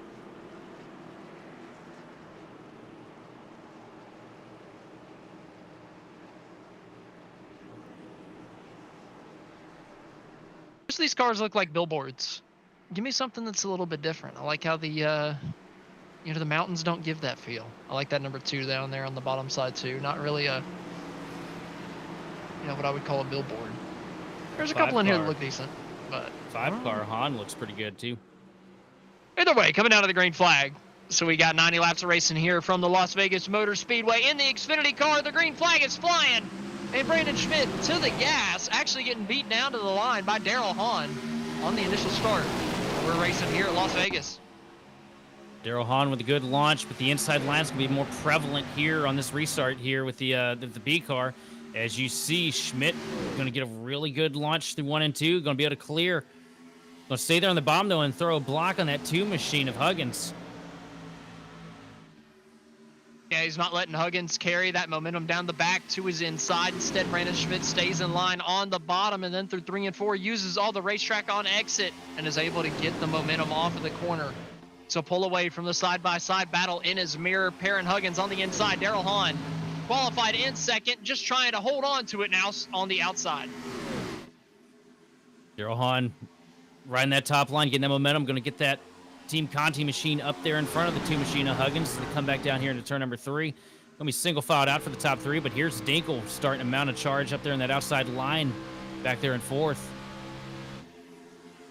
Hahn had a better 3 and 4 than Schmidt up at the front. Brandon got just a little bit twitchy through the corner, allowed Daryl Hahn to find the momentum down the front straightaway. Can Hahn build it up again through 1 and 2? Can he find the momentum to make a move here on Brandon Schmidt? Down to the inside off of turn number 2. Daryl Hahn looking for it as we funnel down to turn number 3, side by side, nose to nose as we get down to the center of the corner and the bottom line prevailing early. Daryl Hahn to the race lead. Hahn with a good handful of corners there to get him up to the position up there at the front. Schmidt going to kind of fall back here. He's going to fall back to 3rd place behind Huggins as Huggins brings it into P number 2. He's peeing number 2? I said P2, not peeing number 2. That would be a trip to the doctor because you should not be doing that. I was about to say that sounds painful. Oh, man. Be open, brain rot. 4 laps, man. That's what the I B wasn't ready stands to in go for there. and be open. Bowel movement? Oh, we got a they're racking caution. off of turn 4. The 18, Adriano Jaguar Gomez. Angled the wrong way on the racetrack, unfortunately. And such a good week for him at Charlotte. So much momentum coming into this week here at Las Vegas. Lap 4. Oh my Motor God! Well, typically the nose of your race car is not supposed to be pointed towards the sky. It's typically a bad thing. Oh, man, that is such a massive hit. Holy crap.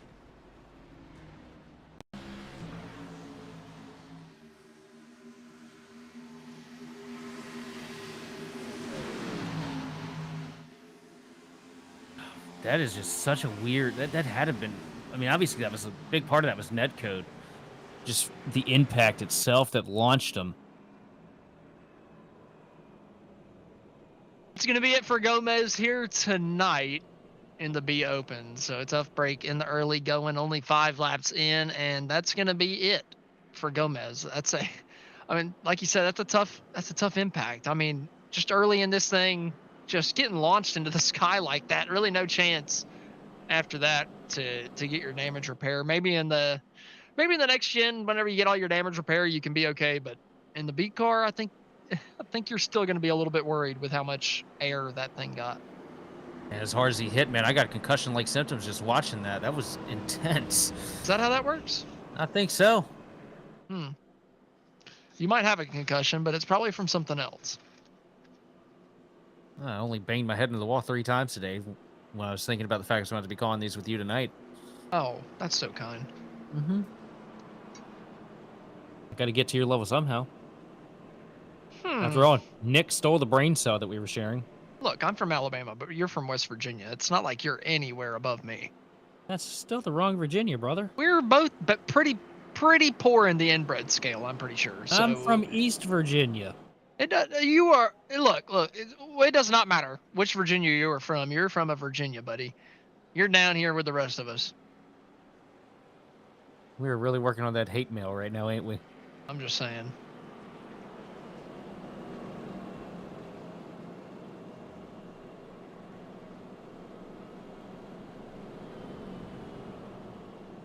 There are no banjos in my part of the state. I don't think that's accurate. I think the banjo per capita is going to be a decent number. I'm from the guy that went to Talladega this year and didn't see anything exciting. I might have a banjo in my room. Spent a whole weekend at Talladega, didn't even see anything. Look. The walks took it out of me. Look, I buddy, was, we get it. Sleepy. We get it. You're And I've super been soft. You're 15 time times, flying. man. Once you've been 10 times, you've been 1,000. That sounds like you quitter know how it talk to goes. me. Oh, come on now. Either way, Han still leading here, lap 7. It's almost like nobody can pass him because we're under caution. Yeah, right. Looking great, Good looking luck. fast.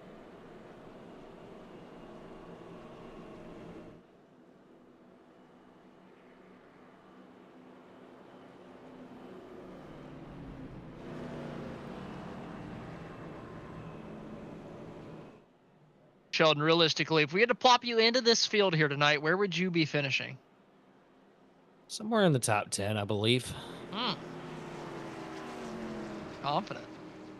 Yeah, I'm pretty good in this car about netting myself up there in the top 10, top 5. Definitely we need to nowhere near Would near you winning be pace top ever. split? Would you be top split if you registered for this? Sadly, at the moment, no. I kind of hurt myself at Talladega and Atlanta. You need to get to Really that bad. point, and then we need to do in-race reporter Sheldon Atkins, I would love to. I just got to get in-race to that point again. announcer. Yep, and here we are in 15th position. Exactly. You'll Getting be right in the turned. hornet's nest the entire race. It would be perfect. Would be a blast, though. And then whenever you get wrecked by somebody, you can get out, get back into the booth, and then just be really pissed at that person and talk a lot of crap. Didn't I'm here didn't for Wally it. Dawn didn't Wally Dallenbach do that one year? I don't When he know. was, I think it was when he was around the 25 for Hendrick. Hey, whatever works. No, it was something. I don't know. My brain, I'm drawing blanks. Just imagine you're running back there with Nolan Hodgson for 16th. Y'all get into it, and you get back in here and you just start spewing off about Nolan. We have a good piece of content. Nolan, a loyal viewer, now hates us. I think that's perfect. Either way, we're coming up to the restart, so we get to stop being completely stupid now. Daryl Hahn up in the race lead. As we come down to the restart zone once again tonight, he is the first to the gas, and back down to the start finish line, completely clear side by side for second. Huggins and Schmidt back at it. Oh, Dinkle with a huge slide down to the bottom of the track, blocking off that 2 machine behind him of Lamp. Almost a little bit of contact there. That could have very easily been a situation where that 9 machine got turned around. Luckily for him, not so much, as he dives down to the inside of Huggins here into turn number 3. On Schmidt, Huggins, your top 3 out of 4, but Huggins looking for second now on the outside. A little bit more steam, but he gets blocked off by your race leader. Now down into the corner, Hahn runs the bottom, lets Huggins get around to his right rear, and Huggins going to go way up the racetrack and take the race lead down the back. Huggins with a power move through 1 and 2, going to get the lead, but is he going to be able to hold it down here into turns 3 and 4? I don't know if it looks like the momentum's going to carry for him here. That's going to give Huggins the lead out of 4. Completely clear the 5 machine of Hahn, and Huggins is going to lead a lap here at Las Vegas. Aaron Huggins flying on the restart up to the race lead. Daryl Hahn could do nothing of it whenever they got down to turn number 1 with how deep the number 2 drove into the outside of the racetrack. Able to just carry the momentum right around, and well, through 3 and 4. That thing just stuck perfectly for the driver of the number 2. Perrin Huggins up in the race lead. Looking back a little bit further, guys that started back in the pack. Started back in 14th. Brandon Burkhart running in 9th. Justin Smith started back in 20th. He's running up in 11th. And then Dylan Murcott started back in 23rd. He's running up in 15th. So a couple of guys moving through the pack in the early on.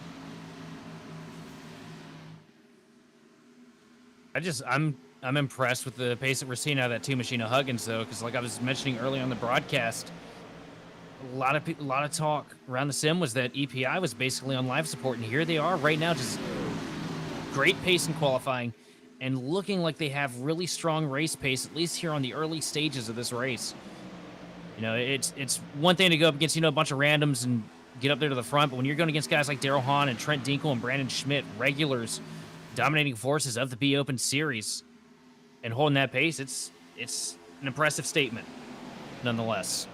Now, they obviously have that short run pace, but can they keep that up over the course of an entire run, over an entire 45, 50 lap run until you come down pit road? That's the question.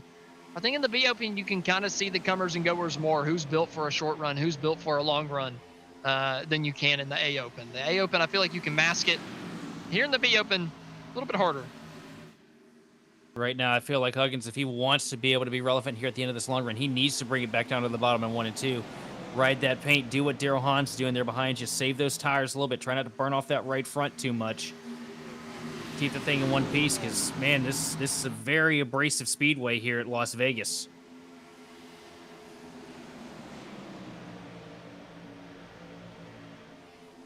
Top 10 funneling down the front straightaway, just about single file as we come down to turn number 1. A couple people fan out, trying to find some air. Eddie Rose a little bit high on the racetrack, allowing Anderson to get to the inside, side by side for 8th. Can Rose use the momentum on the top side through 3 and 4 to fend off the challenge, or is he a little bit too high? Anderson with better momentum through the center. But Eddie Rose gets back to the gas a little bit harder on the top side of the racetrack. He's going to be able to carry the momentum down the front straightaway, not be able to clear. Still side by side in that battle for 8. Eddie Rose hanging on tight, coming down to turn number 1. Still side by side, but I think Rose has the momentum this time and will clear coming down to 3. Right now, Scott Lamp going backwards in a side-by-side battle with Travis Manning for the 5th position. Manning got the edge. Now here's the 66 machine of Justin Smith up on the top. He's going to blow the doors off that 2 machine of Lamp as well as they come back here to the start-finish line. And Eddie Rose still locked up in a huge battle with Sean Anderson. Right now, Anderson going to get the jump here on the bottom through 1 and 2. Not going to be able to slide up, though, and clear that 46 machine of Eddie Rose just yet, as Eddie Rose fights back strong on the top.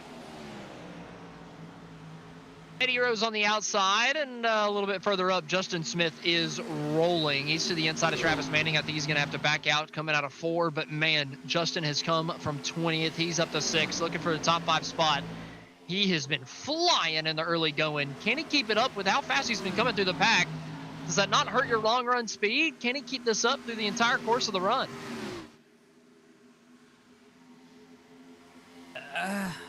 Not too sure, man. It just depends on what he's got under him, honestly. Because, I mean, I don't think... I look at a guy like Justin Smith, who's always so good in this series. I don't see him going out here and just blowing the tires off it for short-term games. I feel like he's found some kind of way to manage what he's got and not cook it too much. I don't want to think that the guy that's beating my tail is going to go out here and burn the tires off, but you never know at the end of the day either. A couple guys starting to move out to the very outside of the racetrack through 3 and 4. We saw Travis Manning doing it that lap. Another couple cars trying it out, including your race leader, Perrin Huggins. A little bit further back, Daryl Hahn side by side. Trent Dinkel looking to the inside, trying to take 2nd place. Not going to have the momentum, just going to have to sit back in line in 3rd. And Travis Manning had a moment out of turn 4. He's giving up the spot to Justin Smith. Perrin Huggins all the way up against the wall, up in the Harry Gant groove through 3 and 4. Run that middle line right above the seam through 1 and 2. It's just Huggins is just on the wall in 3 and 4. Yeah, it's so cool how this place can open up and give you multiple different opportunities to run it. You know, we don't get to see this at most of the tracks that we go to here on iRacing, unfortunately, because you know, that dynamic track's been getting updated, you know, soon. I'm just waiting for the oval refresh. Just waiting on the oval refresh. Is that this winter? I think we're getting pieces of it. Oh, okay. I'll take what I can get. Anything's better than what we've had. Yeah. Huggins switching it back down to the bottom, though, in 3 and 4. And still pulling a little bit on Hahn here. Finishing up lap number 21. The leader's just taking lap 22 here from Las Vegas. So getting into the thick of this thing. Green flag run, reaching about lap number 15 now. Got to be thinking the tire wear is going to be start being a factor here pretty soon. No, Ed comes in pretty quick as we see a side-by-side battle right now. Burkhart to the outside line with the 4 machine under him. That is Williams in the 4. This is the battle for 10th. Burkhart going to fall in line.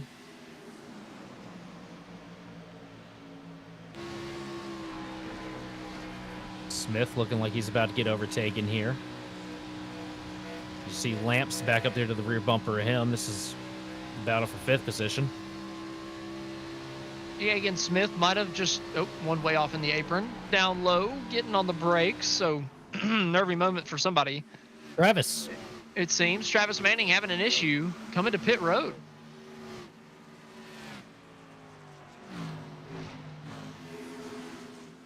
I think he's based on. It's calling it quits all of a sudden, not trying to get in anybody's way. So not quite sure what happened to Travis Manning.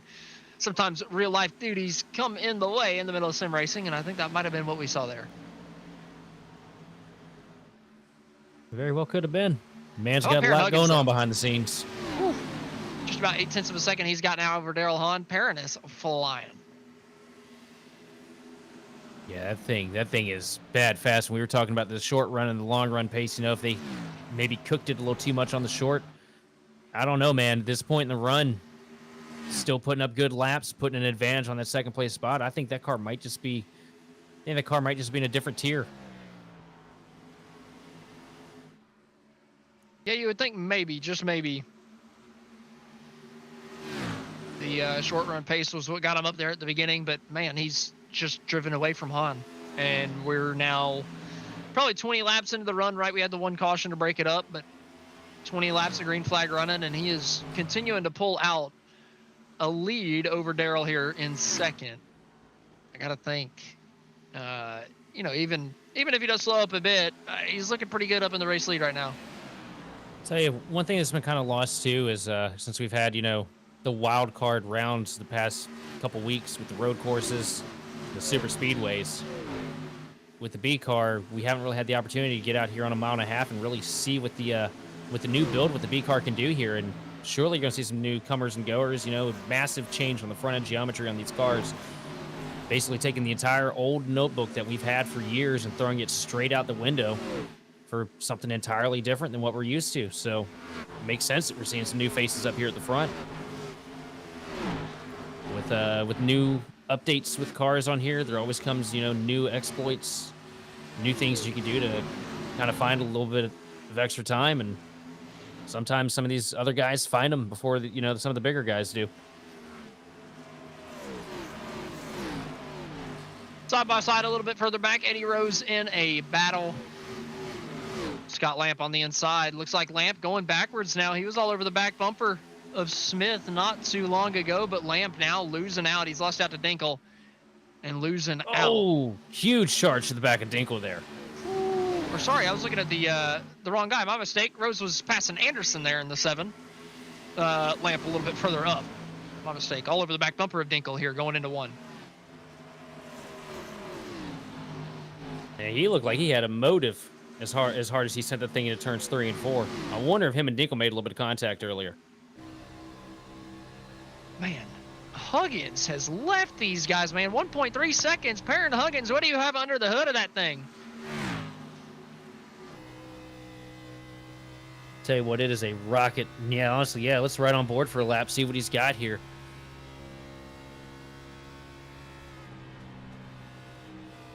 Right in the middle through 1 and 2. Just kind of, you know, not getting completely out of the throttle, just easing out, getting all the way out finally, and then slowly getting back into it, letting the weight of the car naturally go where it wants to go. And then this time down to the bottom of 3 and 4. He's been running the top, getting a lot of momentum. This time running the bottom and still nice and easy, nice and smooth. Well, that's just why a little right wiggle there. on the exit. That's why he's bringing it back down to the bottom. You saw Lucy West coming out turn 4, going up there on that outside line, having more right rear tire in it through the corner, more load on the back end of the car. Caused that thing to snap loose real quick. Smart move to catch that early and bring it back down to the bottom where you can kind of burn that right front to rebalance that set of tires. Oof. Nice and smooth through 1 and 2, man. Very, very smooth. Not a lot of movement in the wheel, just driving the car through the throttle. A little bit higher through 3 and 4, keeping some more momentum in the car and driving it off the corner. Nice and straight, a lot better that time. But the lead is kind of stagnated, just hovering around that 1.3 second mark. Not really gaining, not really losing much. But if they start battling for second, Huggins could start to stretch out that lead, even if he's burned up the tires a little bit. But we're going to go ahead as we have passed the 1/3 mark. We're going to go ahead and take our first commercial break of the racing action. Whenever we come back, green flag pit stop should be on the other side.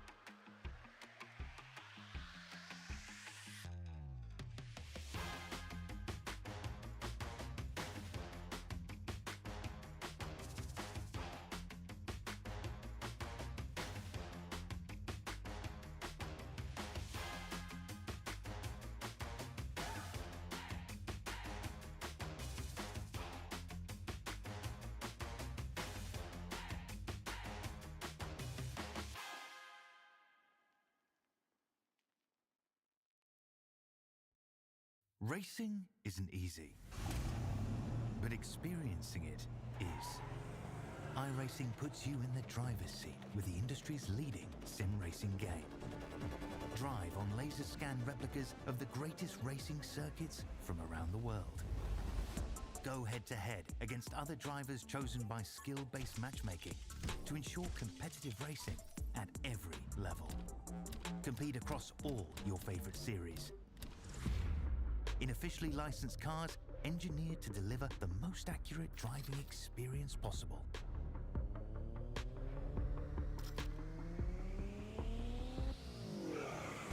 Join a race or host your own with players from across the globe. Race against the computer or in a league with friends. Feel the thrill behind the wheel. Visit iRacing.com.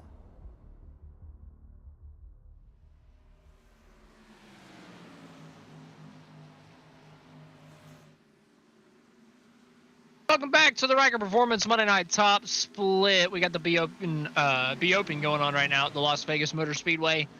Under the commercial break, Trent Dinkel had a little bit of an oopsie coming through 3 and 4, got turned.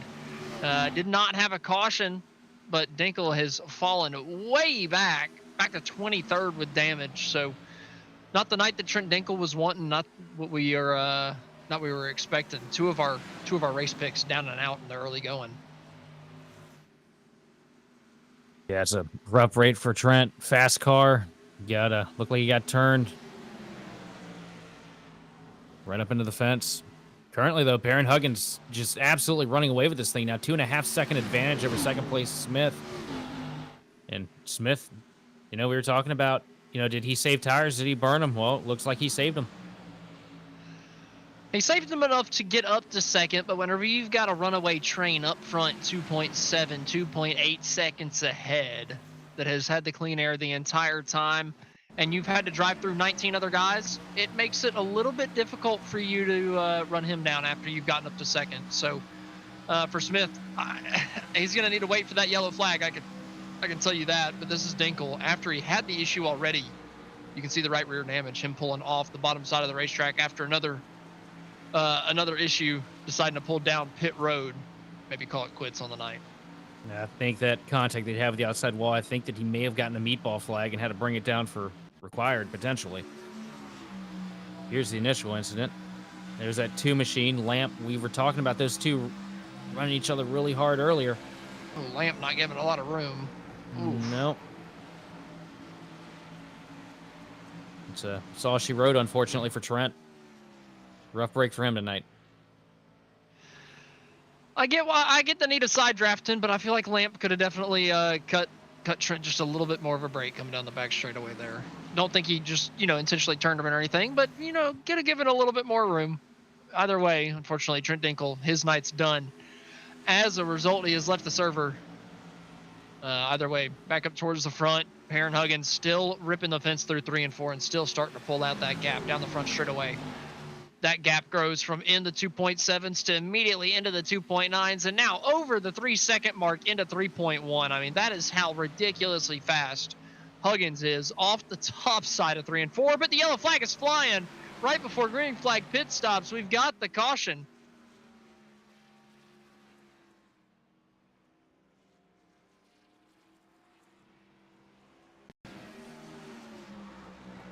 The 3 machine here. Gets down to the bottom. You see the thing is dead sideways coming into the corner and was not able to recollect it before she came right back around. That was evil loose. That was very, very evil. Riding on board here. Whew. They didn't really try to do anything to save her there, but No, not really. There was not a lot of effort into that one. That was hold the wheel straight and pray. It was a kick it and gas it kind of moment, but Dale Earnhardt Jr. at Bristol. Wop wop wop wop.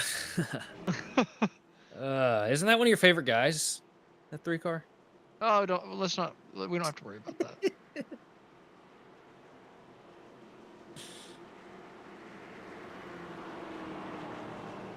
That is not what Huggins wanted to see, though, because if that would have played green, man, he could have walked away from everything.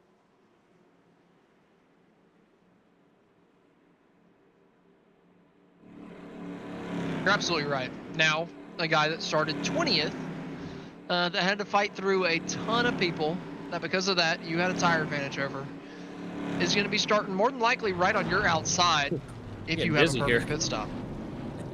Let's not do that camera ever again. That almost made me throw up. Look at Brandon Schmidt here getting his 4 tires and fuel, that 20 machine. Good quiet night for him so far. Pole sitter, fell back a little bit. Been running around the top 5, though. Gonna come out pit road here. Looks like P3. Huggins going to win the race off pit road with Daryl Hahn in second. Yeah, Justin Smith comes off 4th. Not a good job on pit road for Justin, who came through from 20th. I thought he'd be a little bit higher up. He was up in 2nd. Comes out of pit road back in 4th, so he loses 2 crucial positions. And I just feel like lining up, 2nd on the outside line is a huge detriment whenever, it's going to be close between him and Perrin, I think, going forward.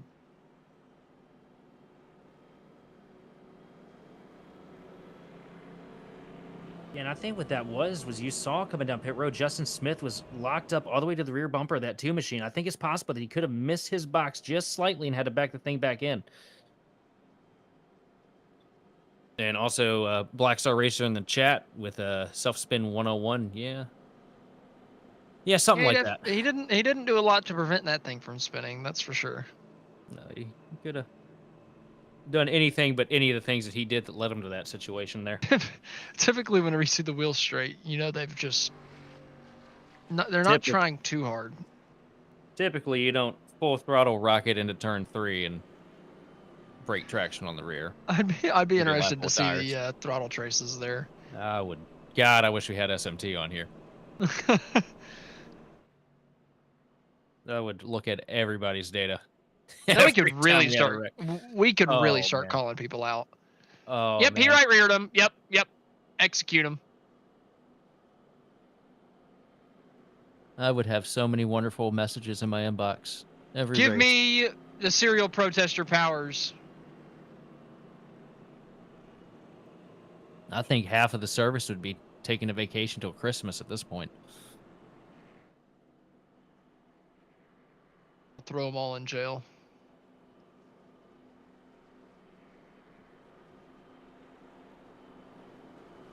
Well, good news for Huggins. He knows that he likely has the fastest car in the field. Well, I don't know. Considering, look, the guys that he's been outrunning so far, all of them have had the same stickers on the car, right? Smith came through from 20th, though. Yes. And passed all those guys that he was racing earlier. That tells me he's better than all of them. Then on the long run, after he's had to fight through them, he's just a little ways off. Now he's starting up in 4th, which is still not as good as it should have been. He should have been 2nd or 3rd.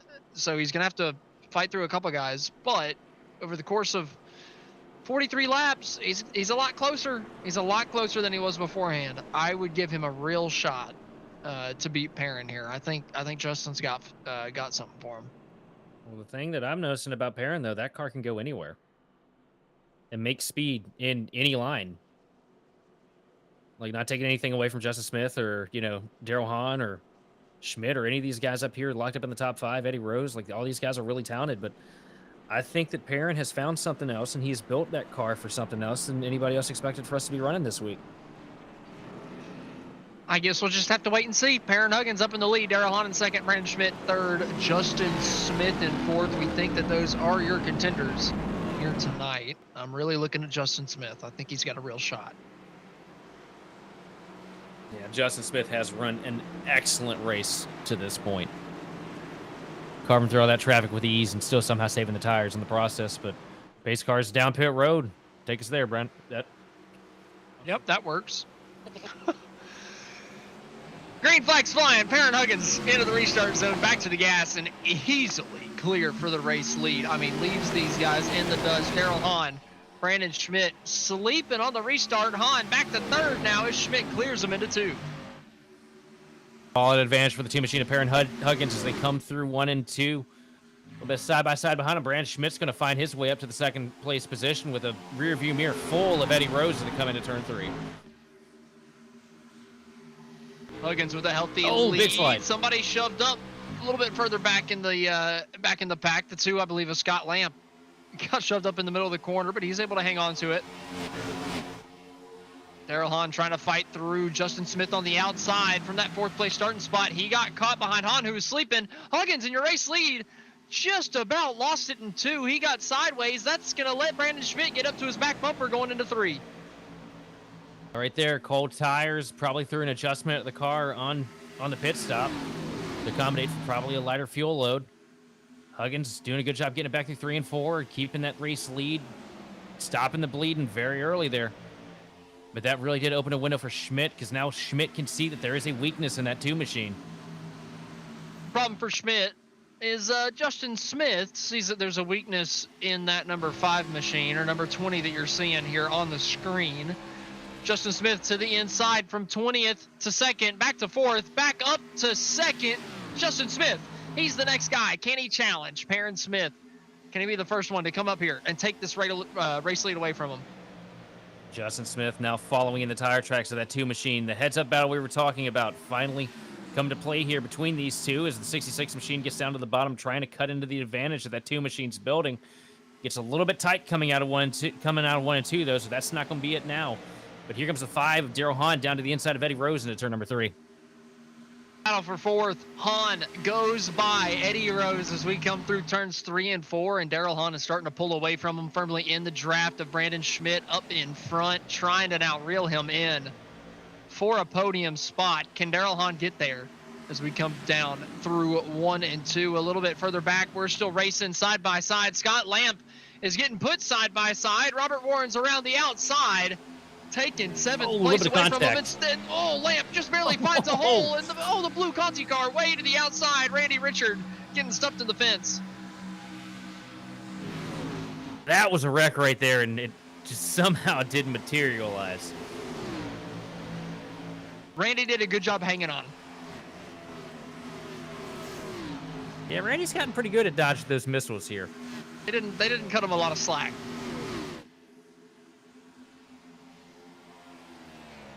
Either way, single file. That 2 machine of Perrin Huggins starting to run away with it again. 0.4 of a second. The advantage between him and Justin Smith in 2nd place. If this thing runs green, can he keep it up the entire way? That's the question. I don't know. I really do think on the course of the long run, Justin Smith, he's in clean enough air. If he just manages those tires, Huggins running the top side, maybe burns him off a little bit more. I think Justin Smith's got what it takes to potentially run him down over the course of the run. He doesn't have to go get it right now. He can wait 20, 25, 30 laps as long as this thing stays green. Gives him an opportunity. But here's the question, though. On a heads-up run between these 2 guys, how much of an advantage is running up against the fence up there in the gray, like we've seen that 2 machine of Huggins doing in 3 and 4? How much of an advantage is that over, running the low line for Justin Smith? I think it's a big advantage, especially whenever they get side by side. Going around. Holy Big cow, save. Scott Lamp, Oh, Scott it's Lamp not done. into the outside wall and then turn down the back straightaway onto the apron, back up across the racetrack. The yellow flag finally flying as he comes back off of the apron. But the yellow flag flying on lap number 56. All that talk that we were given there comes up to be nothing as the 2nd caution flag here. Over the course of the last handful of laps, Mogard didn't like that and turned back across and wiped out Lamp. What that is right there is a guy that has been walked on by everybody in this series all year. Finally saying he's done with the BS. Mogard.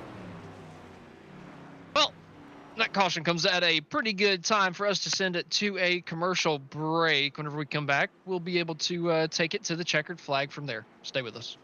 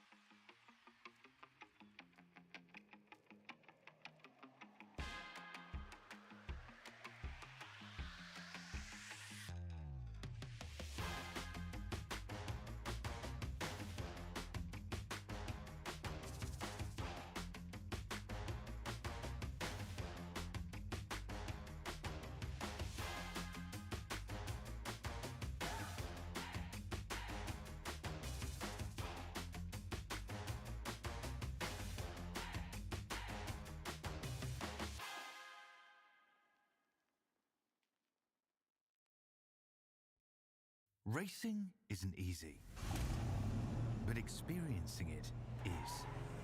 iRacing puts you in the driver's seat with the industry's leading sim racing game.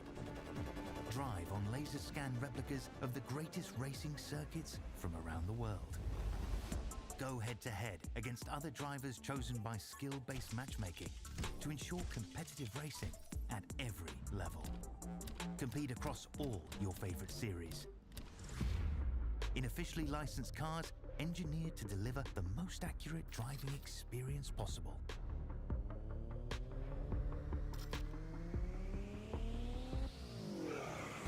Join a race or host your own with players from across the globe. Race against the computer or in a league with friends. Feel the thrill behind the wheel. Visit iRacing.com.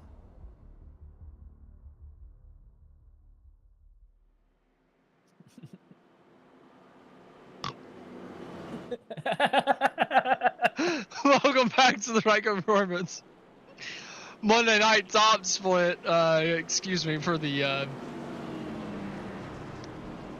unprofessional bring back to the action here at the Las Vegas Motor Speedway, but we're just laughing about how great of a race we're having tonight. But either way, Perrin Huggins up on the race lead.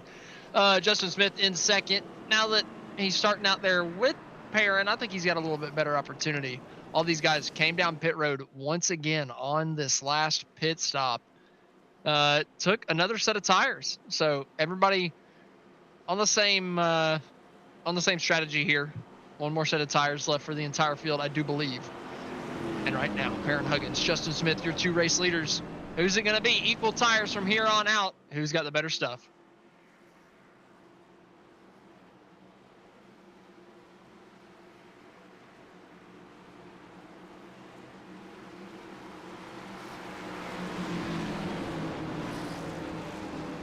iRacing pace car getting ready to pull off of the racetrack. Coming to 30 laps to go. Perrin Huggins brings us down to the restart zone. He hits the gas pedal. We're back to the green flag, easily clearing for the race lead. Once again, the guy on the outside just getting caught napping. Justin Smith getting passed by Brandon Schmidt right off the bat. So Smith, as soon as he gets up to second to challenge for the race lead, immediately shift back to fourth. Smith sent all the way back to fourth, locked in behind Brandon Schmidt. Perrin Huggins already starting to walk away with it just a little bit here as they're side by side for third place right now with Williams to the inside of Smith. You got the line. Smith had a big run. Big run down the front straightaway. He's gotten to the outside for second. He's cleared for third. Can he keep the run through 1 and 2? He's got the momentum. He's got the right rear of Brandon Schmidt. Justin Smith is coming through. He's back to second. Now, can he run down that big gap that Huggins has already put up? Already half a second just as Smith gets clear for second. Yeah, this is the biggest advantage that Two Machine has had this entire race, coming back from a yellow flag scenario. So he's sitting here with almost a 0.5 of a second advantage over second place Justin Smith. Right now, Smith's just got to lock in, try to log good laps, reel in that advantage a little bit. Just little bits and pieces here, then he can get right there to him and start battling. But currently, a little bit of a battle shaking up for what looks like the 5th position. And a huge slide further in the back. Yeah, a little bit further back, some hip checking. But, you know, on this restart, 30 laps to go. Let's pretend we're running this thing 30 laps green. Oh, no caution, as we just about had one right there. Murcott out of turn 4, looking to the inside. But let's pretend we're not going to have a yellow. How hard do you run these tires, right? Like, if you run this thing 100%, are you going to be dying super hard at the end of this thing to where, you know, you're not going to hang on to the lead? Or if you're Perrin Huggins, do you back it down a little bit, just save just a little bit for the last couple laps? You're like, well, what's your strategy here if you're up in the race lead, or if you're Justin Smith in second? If you're Huggins, you just keep doing what you've been doing this entire race. Because we've seen that, you know, he can get out there and dice it up, but still somehow manage to save, you know, that extra 5 to 10% that makes him overpowered at the end of the run. If you're Smith, right now you just got to avoid getting into your head too much. You know, you've seen this guy dominate this race so far from pretty much the drop of the rag. You just got to figure out how to click off those good laps and get the best out of what you got underneath you. And hope that that's enough to get back there to him, as we see Smith starting to cut into that advantage just a little bit on your race later here this last lap. So he runs a 677 to Huggins' 708. I feel like Smith that last time was just a little bit better through 1 and 2, but didn't quite keep it up through 3 and 4. This time, I want to say it was a little bit more the same there through 1 and 2. I think Smith just a little bit quicker, but it's not a lot, right? And, 25 laps to go here. He's got to start picking off some lap times. Coming across the line this time, we're going to have to wait and see. What does Smith do against Huggins? A little bit quicker, but again, that's not a lot. 100. That is not a lot whatsoever. Less than a 100th of a second. But it's getting him back in the picture. Yeah, but at the same time, how hard does he burn up the tires? Like, can he keep those tires under him at the same time over the course of the next 23 laps whenever we hit the stripe? This time running different lines. Huggins is going to get the huge run down the front straightaway. Smith makes it look good through the corner, gains a lot on him. But down the front straightaway, Huggins just with a bunch of momentum. Maybe a little too early for that, though, because I think Smith stayed close. I think it takes a couple of laps for that 2 machine, for those tires to come up to the pressure and the temps that he needs them to be able to send up on that outside line and really be able to make the thing work the way he wants. And I just think that he's got an extreme long-run car compared to what everybody else has right now. But, with the laps winding down on this thing, if we get another caution, he's going to throw that out the window and really figure out how to get that short-run pace cooking. Side by side for third, Landon Williams on the outside, Daryl Hahn on the inside, and they got a line of cars behind them trying to fight as well, but they're side by side in front with just about nowhere to go for anybody else. Randy Richard getting put side by side, Brandon Schmidt to the inside looking for fifth. Is there still side by side for third right in front of them as we come down to turn 3? Landon Williams still right on the door of Daryl Hahn as we go through the corner. Hahn a little off the bottom of the racetrack. Not really comfortable with that number 5, but still doing good enough to stay side by side for the position. And they've been doing this lap after lap. Williams not getting off the door of the 5, and Daryl not quite enough on entry to clear the number 4. Might have it done this time off of turn 2. Daryl Hahn, I think he has it. He's just not willing to go up and take it. But if he drives down into turn number 3, Daryl Hahn is going to be up to third. Williams is going to try and rip that top, though, try to build that momentum to try and get it back, but it's not going to come back. Daryl Hahn now up in the 3rd position, got him cleared. Here comes Brandon Schmidt looking to the inside, all the way down on the flat of the track. He's on the inside of Sean Anderson, coming into turn number 1.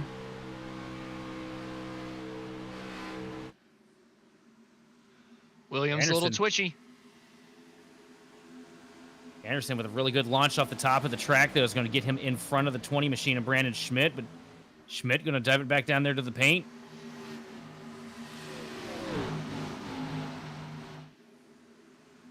Anderson with a huge run off the corner. That is insane whenever you run the wall.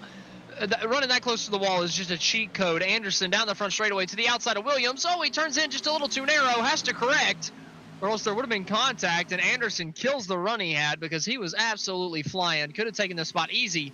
Instead, he's going to have to look to the bottom this time of Landon Williams, not using the cheat code. Instead, Landon not quite using it all the way to the top like I thought he might. He finally finds his way up there, but Anderson wrapping the bottom, not quite clear coming off of turn number 4. Landon Williams keeping himself in the fight for the 4th place position as Daryl Hahn is starting to scoot away.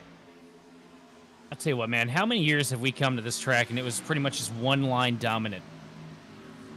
A lot. And just being able to see these guys get up there on that fence, 2 inches off of the wall and be able to run with it and build these massive runs that aren't just, good for, picking up a spot or two, but good for the longevity of the run too. It's impressive how much this track has changed in the past couple years. Anderson to the outside of Williams, using that outside groove. Coming through 3 and 4. He got the momentum coming down the front. This time, he takes the line through turn 1. I mean, he drove down through the center of the corner, really pinching off the number 4. Landon Williams going backwards. Sean Anderson up to P4. And, man, he is moving on the outside of the racetrack through 3 and 4. This time, though, dipping it down to the bottom, maybe letting that right front tire cool off just a little bit. And at what point, if you're Landon Williams, do the gloves come off and you finally just say, you know what, I'm done with being pinched. I'm done with being raced so hard. At what point do you start to get a little more aggressive than, what is normally seen? To be fair, I feel like Sean had every right to take the the line that he was taking through that corner. Right, you don't expect the guy on the bottom to force you into the third line coming into one here. The two main lines are the bottom and the middle, and he was pretty committed to running that middle group.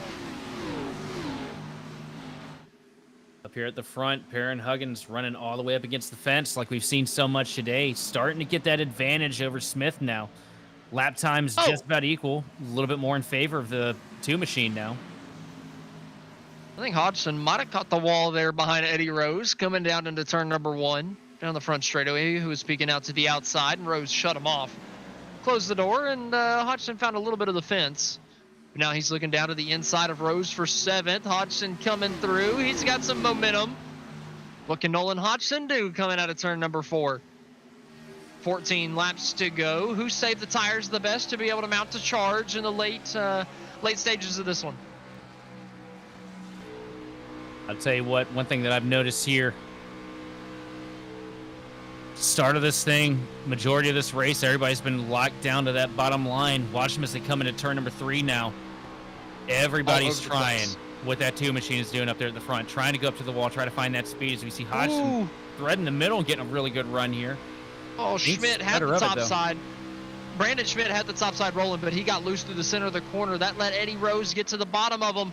And now Nolan Hodgson looking to the bottom as well. Might get to the inside of Eddie Rose through the center of the corner. Rose not with a great entrance. Schmidt way off the pace on the top. Nolan Hodgson's going to get that spot. Eddie Rose has them both cleared still. You see Hodgson diving it back down to the bottom here into 3 and 4 as they taper 3 wide again, with Schmidt all the way up against the wall. Still Schmidt's really just too loose up there, though. Yeah, he's just too loose at this point. And then it comes down to, you can get up there and you can try it, but at the same time, like, you've got to have the car set up to be able to run up there. And, I don't think a lot of these guys were practicing all the way up that high on the track. I know that I didn't when I was testing for this week. Looks fun. Honestly, it looks extremely fun to be a part of. I might actually be running some B Opens this week.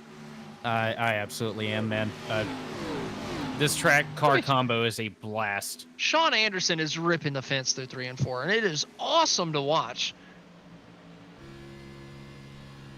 He's not the only one. That 2 car has been absolutely smoking it up there. And look at how much faster Anderson has been this run. Because we saw him slip way back in the pack earlier in this race. And since he's gone to the top line here, we're on the same line that, what I assume his teammate in that 2 machine has been doing. He's been absolutely flying. Of course, he's going to go to the middle here and make me look like a damn liar, but whatever.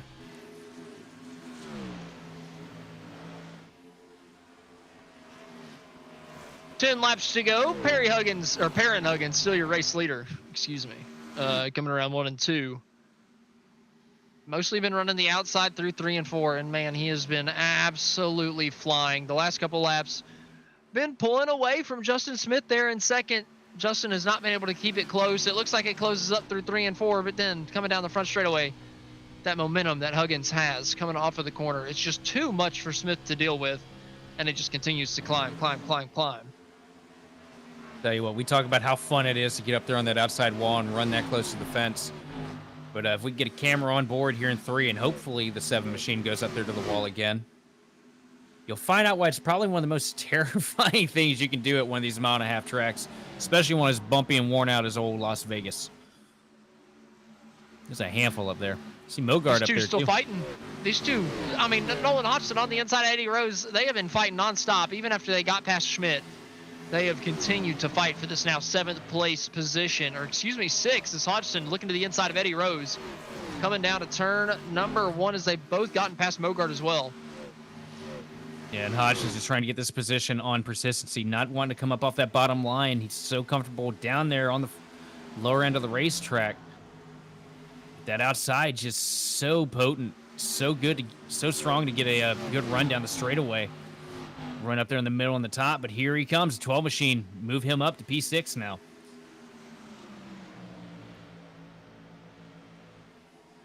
Excuse me, Mogard's actually been behind these guys the whole time, so he's done a great job running these guys down, giving himself an opportunity to pick up a couple more positions. Mogard, a guy I typically feel like runs on the fringes of the top 10 every single week and then gets caused, involved in somebody else's explosion somewhere towards the end of the race. So hopefully this time for Mogard, he can finish this thing out, because it's been a heck of a run from him. Running 8th, and it looks like he's got 2 more on the docket that he could possibly pick up. Eddie Rose, the next one right in front of him. Yeah, well, Mogart kind of had a contributing factor in an explosion tonight, but doing a good job recovering up here in the top 10. That's true. That's a good point. But I mean, at the same point, I don't really fault him too much, man, because he's been caught up in everybody else's crap all year, At some point, you got to stand up, buck up, and, dish it back. And people might not like it initially, but, eventually people respect you for it because they realize they can't walk on you anymore. I've caused my fair share of explosions, so I get it. It happens. Yeah. 5 laps to go, though, and Nolan Hodgson, how about him, man? He's fought himself up into the top 5. Nolan has been a long-time racer here in the Ryco Performance top split races, and this is a great night, great night for the number 19. Yeah, good points day for him, too. 19th car in the split, sitting up here in the top 5, and in good company, too. It's not like it's a fluke race. Got a lot of our heavy hitters up here.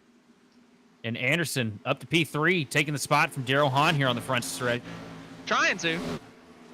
He's out of his preferred groove. He's down on the bottom, but Hahn way up the racetrack into turn number 1. Basically gifting it to Anderson down on the bottom. Comes up across the nose out of turn number 2. Sean Anderson up to the top 3. Here we go. This is the camera I wanted to catch.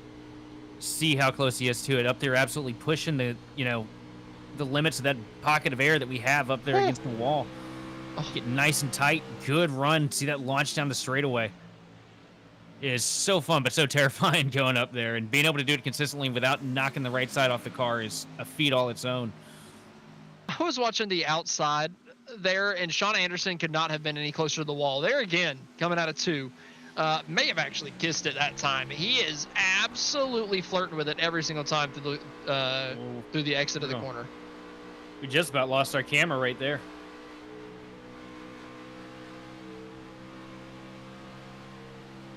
Man, that's so cool. Look at how much of a run he's getting on second place. You can physically see out the window how much he is reeling in. Second place, Justin Smith, as we take a Fox cam here. Yeah, Smith struggling heavily at the end of this. Oh, that was our producer. He's left. It's okay. We don't need him anyway. Either way, Perrin Huggins. I thought maybe Justin Smith could be somewhere close, could have an opportunity to reel him in on this last run, but it was not to be. Perrin Huggins comes around to take the white flag. 1 lap to go from Las Vegas. Nice steady through 1 and 2. Not throwing it too hard, maintaining that gap between him and Justin Smith. Justin Smith falling off a little bit. 2.5 advantage almost, coming into turn number 3, up against the fence for Perrin Huggins. Where he has been all night long. He's been up against the wall in 3 and 4, lap after lap. This time, off the wall, Perrin Huggins comes to take the checkered flag in the Ryco Performance Monday night. Top split here at Las Vegas. What a win from Perrin. Led lap after lap, probably 60 or 70 on the night.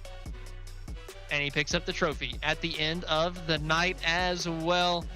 Justin Smith in second from 20th. Sean Anderson rounds out the podium here tonight. Nolan Hodgson got all the way up to 4th from 18th on the grid. Daryl Hahn in 5th.